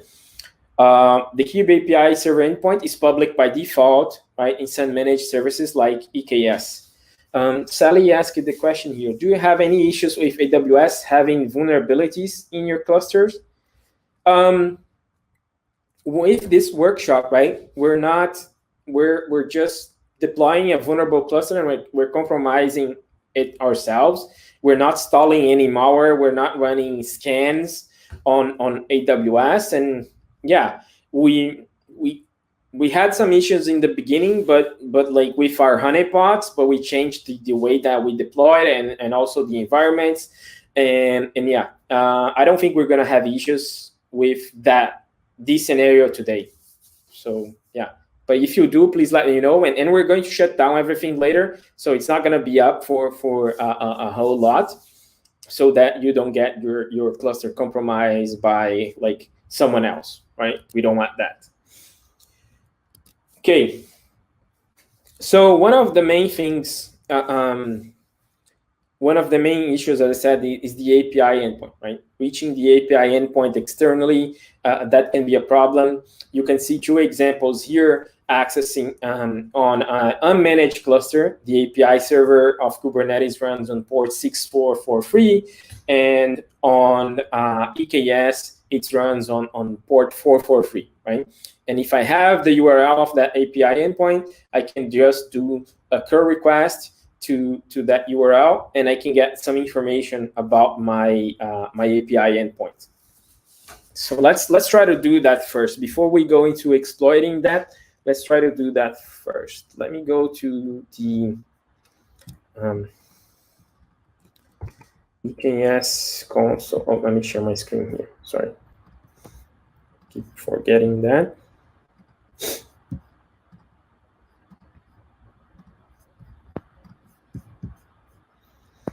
So yeah, I'm here on my AWS console, and I went to EKS, the Elastic Kubernetes Service. And I'm going to check my cluster here. And I can see that I have a cluster running. And it should be at least only one if it's a brand new account or something like that, right? And that's the cluster that we created for this workshop.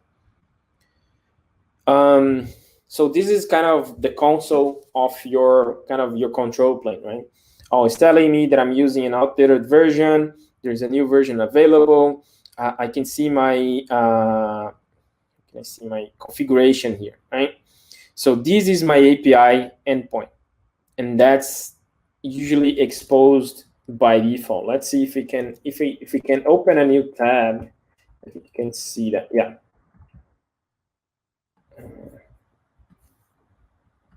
Okay, let me show you here. We can either do a curl or just open a new tab in the browser. But yeah, I'm gonna show you here. Okay. So yeah, you can see here that I got like an error, right? Let's see, API version, or just version. Oh yeah. So yeah, I got just accessing the URL there. I got an error, right?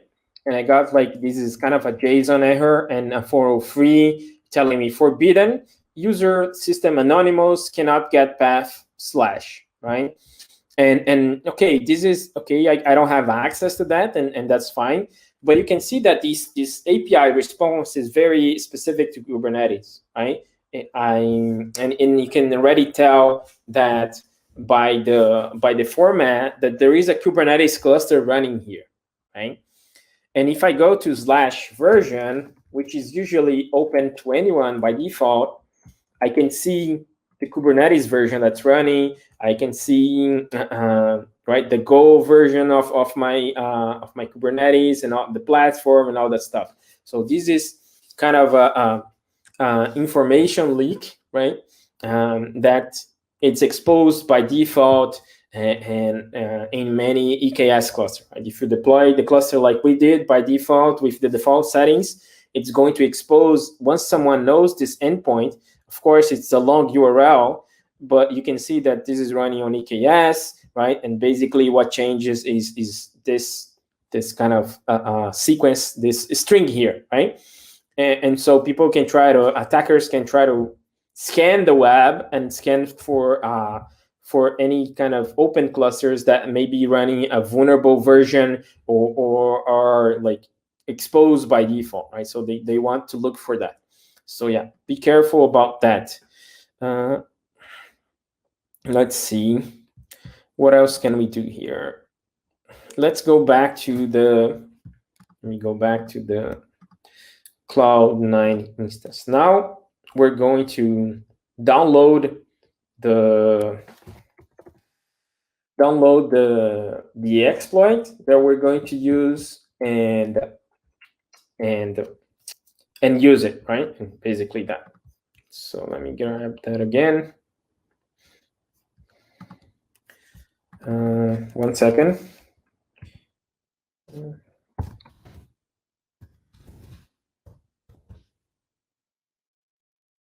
Okay. So this is the URL of the exploit. Let me share here with everyone. Let me share the screen too. Sorry.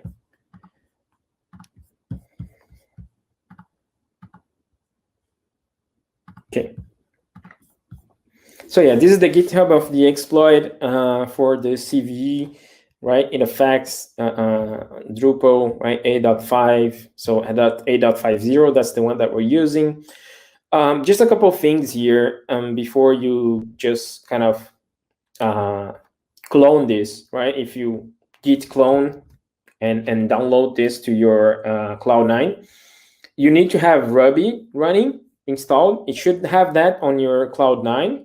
But it might require some like dependencies, which is a gem, and then I'm going to do that with you together. If that happens, we just install the dependencies and we can run, right? So all we need right now is the load balancer URL from where your application is running. So let's go back there. Let me go to the Cloud9. Sorry for the switching screens, and that's safer. Okay. So yeah, I'm going to need that URL, right? So just save that for later. Save it like on Notepad or something, because you're going to need that for exploiting the cluster, right? And you could do that from any other machine. I'm just going to do the through the Cloud9 because it has Ruby installed already, and so it's going to be easier for me to do that. So let's see, I'm going to add that command as well to the Google Doc. And that, and okay, git clone. Let me just get out of this.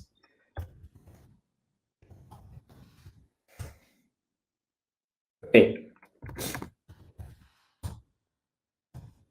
So I downloaded the exploit, which is written in Ruby from GitHub, and now I can see that here, right? If I take a look at the description there, basically I just need to run the exploit and set up a target, right? A URL of the vulnerable Drupal application, right? And that's the URL of the load balancer that we have already, right?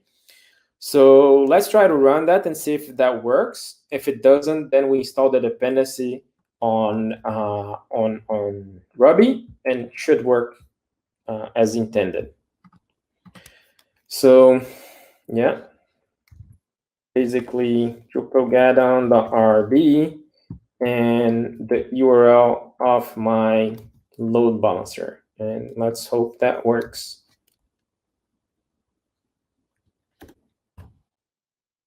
Yeah, it's missing. Yeah, highline. See, it's missing a dependence here. Cannot load file, highline import. I think it's sudo gem install highline. Oh. Yeah, so another command, let me add that to the Google Docs. I added that already there. Okay, so it should work now. Fingers, let me just clear this. Fingers crossed. Oops, not yet. Why it didn't work? Maybe. Let me open the terminal again, just in case.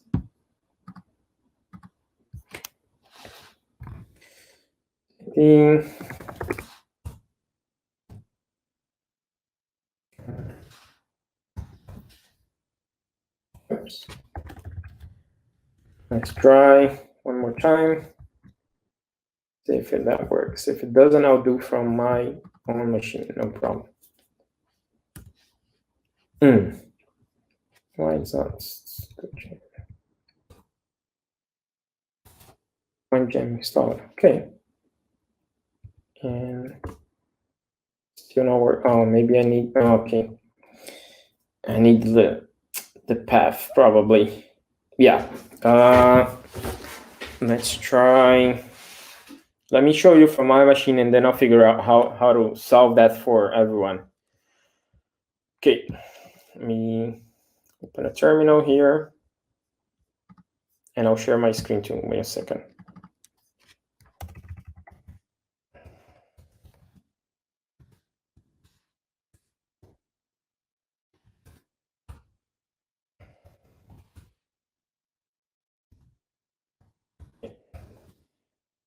To RB. Yeah, that works. Let me share my screen better. Sorry about that. This is the problem with live workshops, live demos. I'm gonna share my terminal. Okay. So yeah, I went to the Drupal get-on folder where the exploit is, right? And because I have the Ruby and the dependencies already installed, that worked already here. And basically I did Drupal get-on.rb and with the URL of my load balancer, right? Where my application is running, right? So I think there is some issues with the path of Ruby and on the Cloud9, and we can figure out that soon. So let me show you what's going on here. So the exploit is running, right? It's looking for the Drupal stuff. It's collecting, so you can get information about my my web application, where it's running, and all the stuff. And I get a shell here, right? So let's see, who am I? See, it's running as the user www data from the web server or where this this container is running, right? Let's see. Let's see. See, I can see from the files already that, right? If you've known Drupal before and know the file structure of Drupal, you can see that there is a Drupal application running. Yeah, so this is already, I'm inside where I am right now with the exploitation of the web application. I'm in a shell inside the pod that's running the Drupal container, right? So what else can we do here, right? What else can we see? How do I know that this is a cluster, right? This is running on a cluster, right? So some things that can help you understand where is it running, the environment, right? It's checking the environment variables, right? If I do env, I see a lot of environment variables, right? I don't want all of them.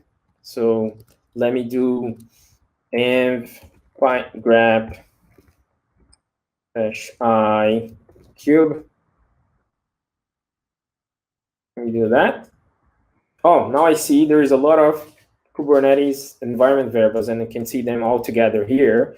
And I can see the IP address of my API endpoint, my API server, right? You can see the port that's running, right? And so there's a lot of information here. So this already is telling me that this is running on a Kubernetes cluster, right? Let me just add that.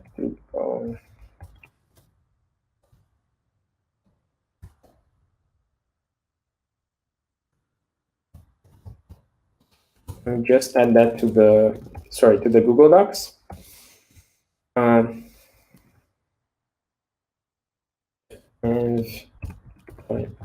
IQ. What are other things that I can do here, right? I'm inside a Kubernetes pod. What can I do? What else can I do, right? It's not just like it's running inside a container, right? But what else? What information can I have? Another thing is that Kubernetes stores their service account tokens on every pod, and that account token is used for the pod to talk back to the API server, right? And so if I go to, and they are all always on the same location, all on the same directory. So if I go here to cd run secrets, I think I need to increase the font a little bit.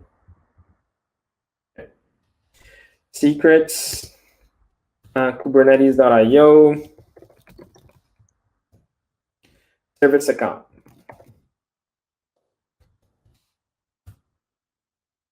Let's see if it's going to show me. I don't know if because of my shell. No. Let's see. Yeah, my shell is not great. I should probably deploy a new shell. Okay. Yeah. Now I can see it here. I can see there's three files here, right? The certificate, the namespace, which is basically where the vulnerable web application is running, and the token, right? And this can be used for me to talk to the API server. There is another tool that can be used as well, which is also, it helps getting information about the containerized environment. And this tool is called MI Contained. Post this. I'm going to post that to the Google Docs. Run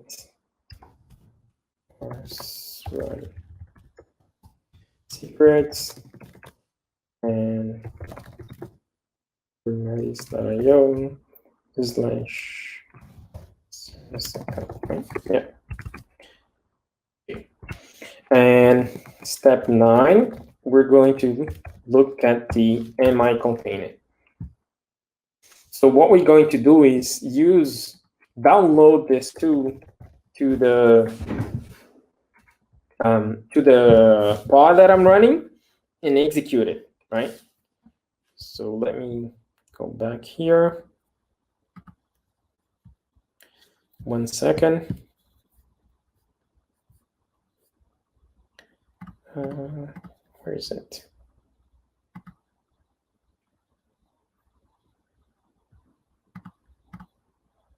Okay. Yes, let me share that. So let's see if that's going to work. I have the command somewhere here. Yes. Yeah, okay, here.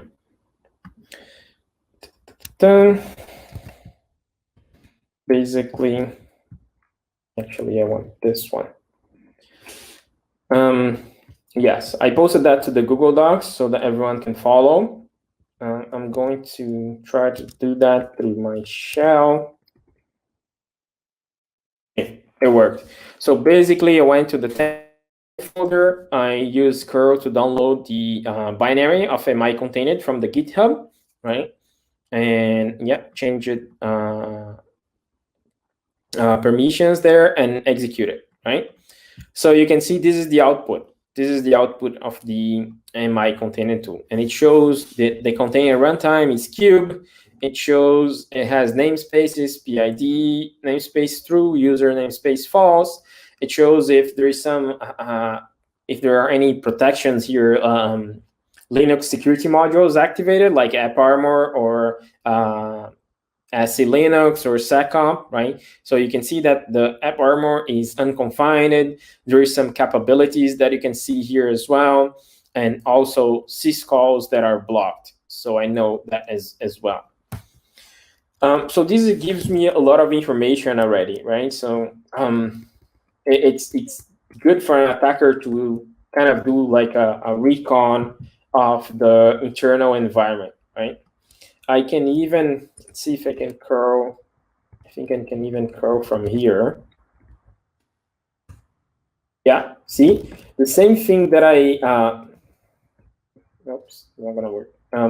So the same thing that I did on accessing the tab, the URL, I'm doing that from inside the pod. And since those are environment variables, it's going through, it's getting those and getting the Kubernetes, the cluster information, right? So that's interesting. Another thing that I can do is, you probably heard about the API metadata, right? The instance metadata from cloud providers, right? They all have one. AWS has one, Google has one, and Azure as well. So from a compromised pod, if that's enabled, you can reach the API metadata as well. And I'm not gonna show my API keys, but I can show you some stuff that works. Let's see. Where is it? 1 second. And yeah, let me get, okay, let me grab that first. And find my cheat sheet here. Sorry about that. Where is it? Okay.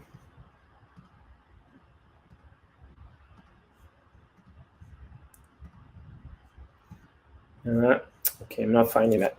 So yeah, I'll show the API metadata soon. Don't worry. Let me just. So another thing that you can do is you can, from the pod that you're compromised, right? You can talk to the API server too. And as I said here, like I just did the curl to the API server, but if I do it like just /API, you can see that I got 403 error as well, right? So it got forbidden because I'm not sending any kind of authentication, any kind of token. It's not working. But as I showed that there is some credentials, some service account information, the certificate and the tokens inside the pod that I compromised, I can use that to feed into my curl request to talk to the API server. So let's see. Go back there. So I'm going to create 2 environment variables here. Let's see if they work. I'm going to create the token environment variable that's getting the token from that directory, and the namespace as well, getting the namespace from that directory. And now I'm going to do a curl request, but with that curl request, I'm sending the header authorization bearer token to this API, right? The API server. Didn't work. Maybe it's not. Maybe it didn't work. No.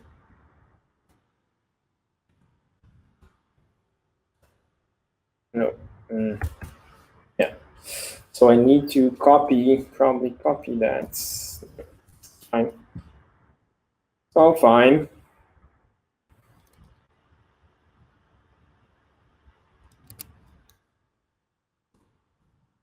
Yeah, I'm gonna show my token, but it's fine. we're almost, I think we're almost at the end now.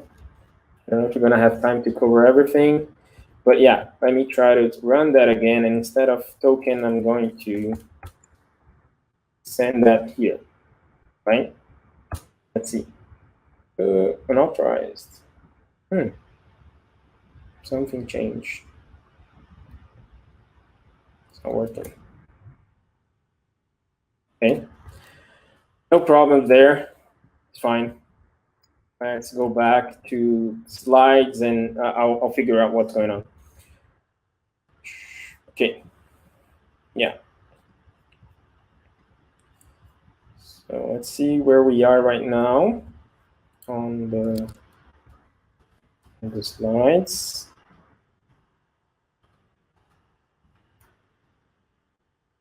Okay.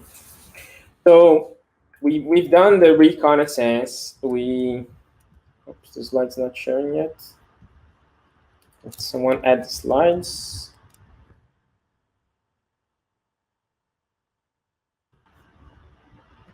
Can you see the slides on my screen, on the screen? Okay, thank you. So yeah, we did some internal reconnaissance. We inspected the Kubernetes environment. We inspected the environment variables, right, and the service account token. We even used a tool from outside, right, externally on GitHub. Downloaded that tool and executed. Yes, probably. Yeah, there is probably some issues. I'll check it out soon. I just don't want to get stuck because we're almost out of time. And I want to complete that, but I'll take a look if we have more time. Yeah, so we did an overview of that, right? There's many stuff that you can do here on your container. There is also a possibility of doing, because the way that this cluster is configured, there is also a possibility of doing even like a post exploitation or persistence on the cluster via a privilege escalation, right? So there is this technique posted by Duffy Cooley, who works at Isovalent now. He used to work at Apple, where he posted this kind of command using kubectl to deploy a container with like a privileged container that has access to the worker node, right? And on the right side here is the kind of the structure of the JSON format that he's using to override that container that he's deploying. Basically, what's happening here, and he's using like host PID equals true, right? He's using the privilege container true as well as the security context. He's doing a lot of like different techniques to access the worker nodes, right? And that's one of the ways to do that. And how that happens, because I'm allowed with that service account that we created, which is giving me a lot of permissions. I can do that. I can deploy a new pod, and that's one of the ways of escalating privileges in a Kubernetes cluster is deploying a privilege pod on that cluster if I have permissions to do so, right? Of course, I would need to download and install kubectl on that pod first to run it and do the privilege escalation. And if we have time, we can try to do that as well. That can be a little kind of tricky on managed clusters because the way that they handle those privilege escalations. But yeah, let's see if that works soon. Let me talk about the defenses before we do some other attacks. Otherwise, we're not going to have time, right? How can I protect my cluster from attackers, right? Isn't Kubernetes secure by default? And where do I start, right? Basically, we can see that Kubernetes is not secure by default by many reasons, right? So let's take a look at some different things that you can do to protect your cluster. One of the basic things, right, is taking a look at when you installed your cluster, and this applies only to unmanaged cluster where you have access to the control plane. But one of the things is just integrity monitoring, right? Understanding what files are created when you install Kubernetes, the recommended ownership and permissions, and those are from the CIS Kubernetes benchmark.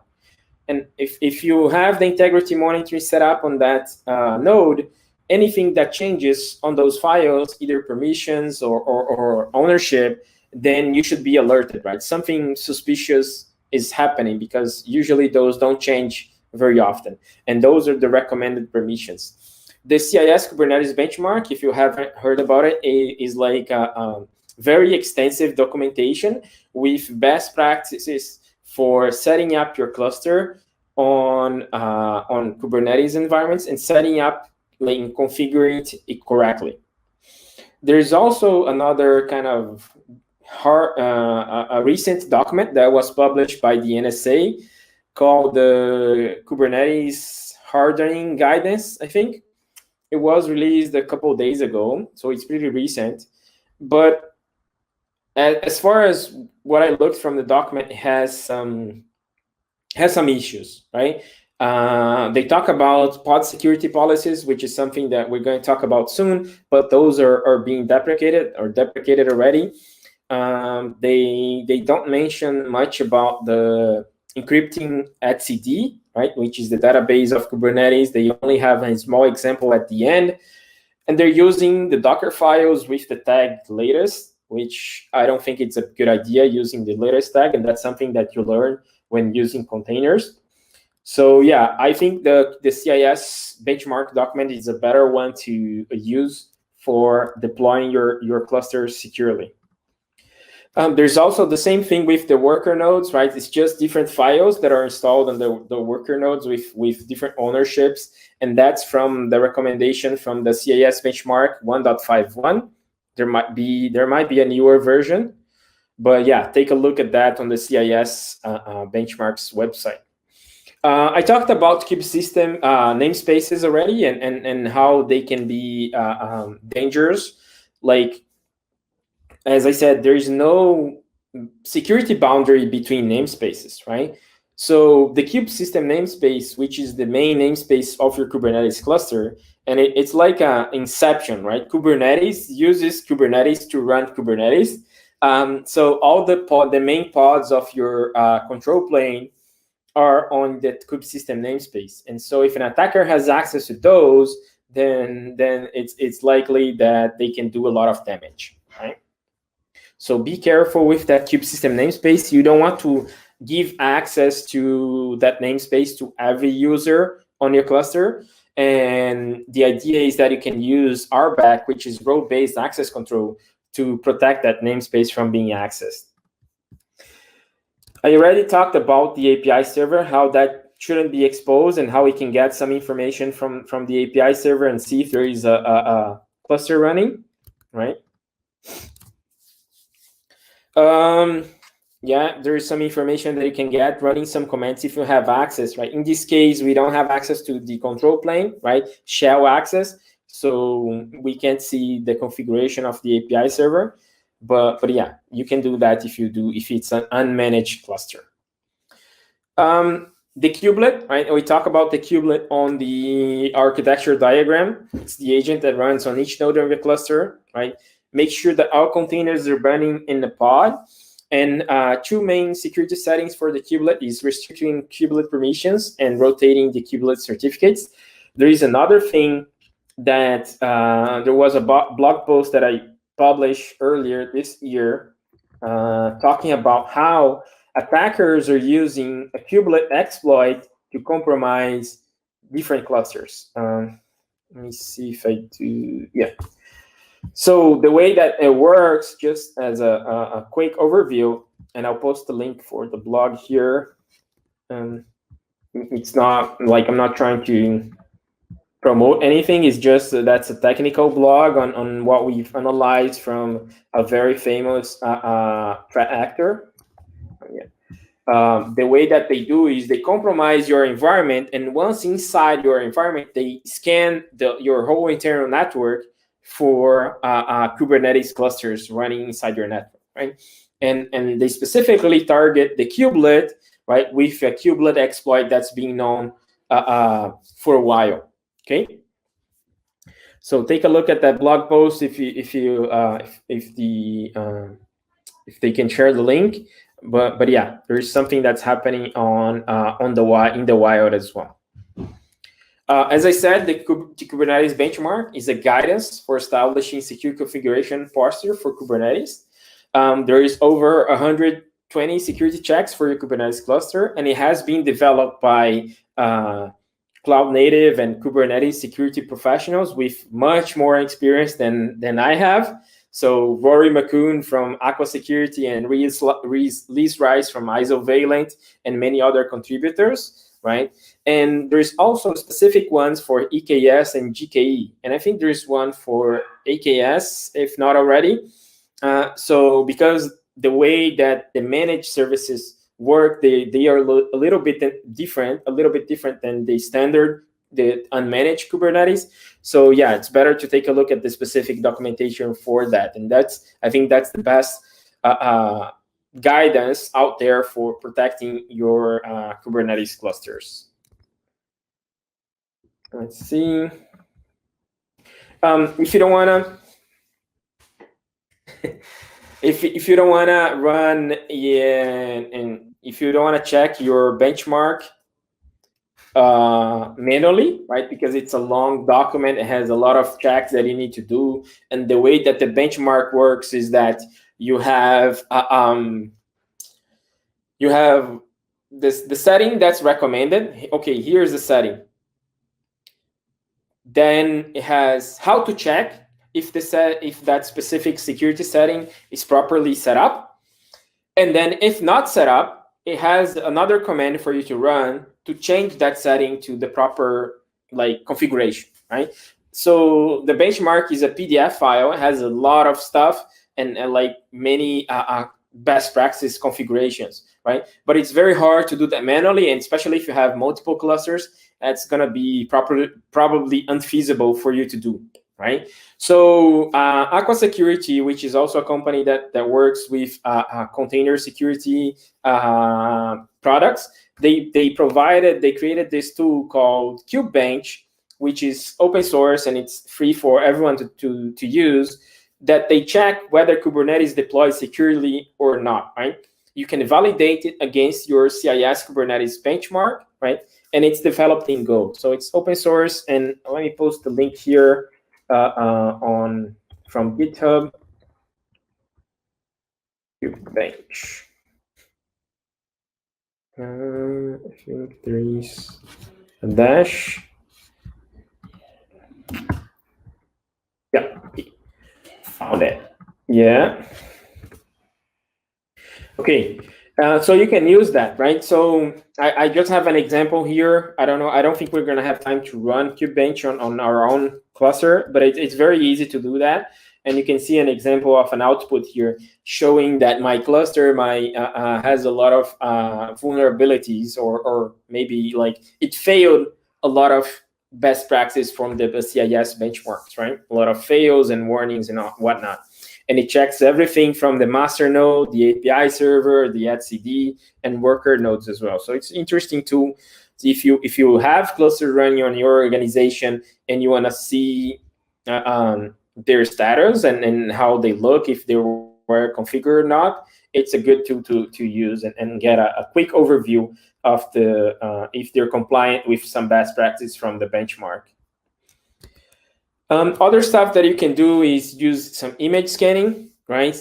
Before you deploy your containers on your cluster, the idea is to scan them for vulnerabilities or outdated dependencies. And there's different image scanning tools out there. I'm not going to talk about them. There's different open source and enterprise ones. All those here are either free or open source. So you can take a look at those. There's even a native Docker scan command that you can use now, which is based off a Snyk. But yeah, there's different others. Okay, now you scan the container image and you deploy that image on your cluster, right? But how do I know that someone has compromised my cluster, some compromised that container, the pod, right? That's when the cloud native runtime protection comes in, right? And probably if we had like a tool such as like Falco, which is an open source tool as well that belongs to the CNCF. Now it was donated by Sysdig, and it probably would detect some of the attacks and the shell that we got inside the container, right? So what Falco does is Falco parses Linux kernel syscalls at runtime, right? It's using a technology called eBPF, Extended Berkeley Packet Filter, which is kind of a technology that many container security companies are using to create their own tools, their container security tools, right? And it has a lot of visibility on the system, so you don't need to install agents and like mess with the container deploys, sometimes deploy sidecars and all that stuff. So Falco is a rule engine, right? It has a easy and powerful rule engine. You can create your own rules for your vulnerabilities. It generates alerts based on the threat detected. I'm even using the Falco Sidekick T-shirt today that I got as a contributor to the Falco project, and it detects unexpected behavior on a cluster, right? And the Sidekick is another project that runs with Falco, and it gives you better kind of visibility on what Falco is seeing, right? On the logs and everything.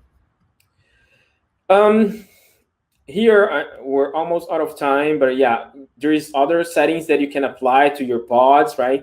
Of course, CPU and memory is limiting resources to avoid denial of service. That's something that you can do. You can apply a security context as well. There's a different set of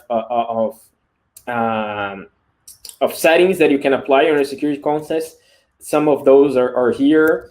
And as I said, the Linux security modules, right, the kernel features, seccomp, AppArmor, and SE Linux can also be used to apply that to your Kubernetes. Be careful because Docker has some default profiles for those, for AppArmor, for example, and seccomp. But when you use that on Kubernetes, Kubernetes doesn't inherit that from Docker, so you need to apply that as well. And yeah, pod security policies is something that got deprecated. It's not being used anymore. It was a way to apply the security context as a whole on a cluster level. And there is new features now, new tools that you can use, some alternatives such as OPA Gatekeeper or Kyverno, which are open source tools as well, that you can create policies as code to say, okay, only deploy this container if it doesn't have any high or critical vulnerabilities, right? There is a new pod security. Now, I forgot to update the slide, but there's a new pod security. It's not PSP, but there's a new version that's being implemented by the Kubernetes SIG-off and SIG security team, right? There is it has been approved already. Yeah, I won't have time to cover RBAC and etcd network policy. And yeah, let me finish with the basics and I'll share those slides with you. And if you want to talk about those other things, RBAC, network policies and audit logs, we can chat later. I'm available on social media, Twitter or LinkedIn. But basically what I wanted to give you here is just an overview of Kubernetes, an overview of the security issues, and also an overview of how to secure your cluster, right? It doesn't mean to be, it's not an extensive workshop. It's not an in-depth workshop, so keep that in mind. So I just want to leave you with a few basic rules with Kubernetes, right? First thing is update your environment version early and often. As I said, there's new versions being released very frequently, now 3 times a year. And the version 1.22 is the most up-to-date one recently, that was released recently.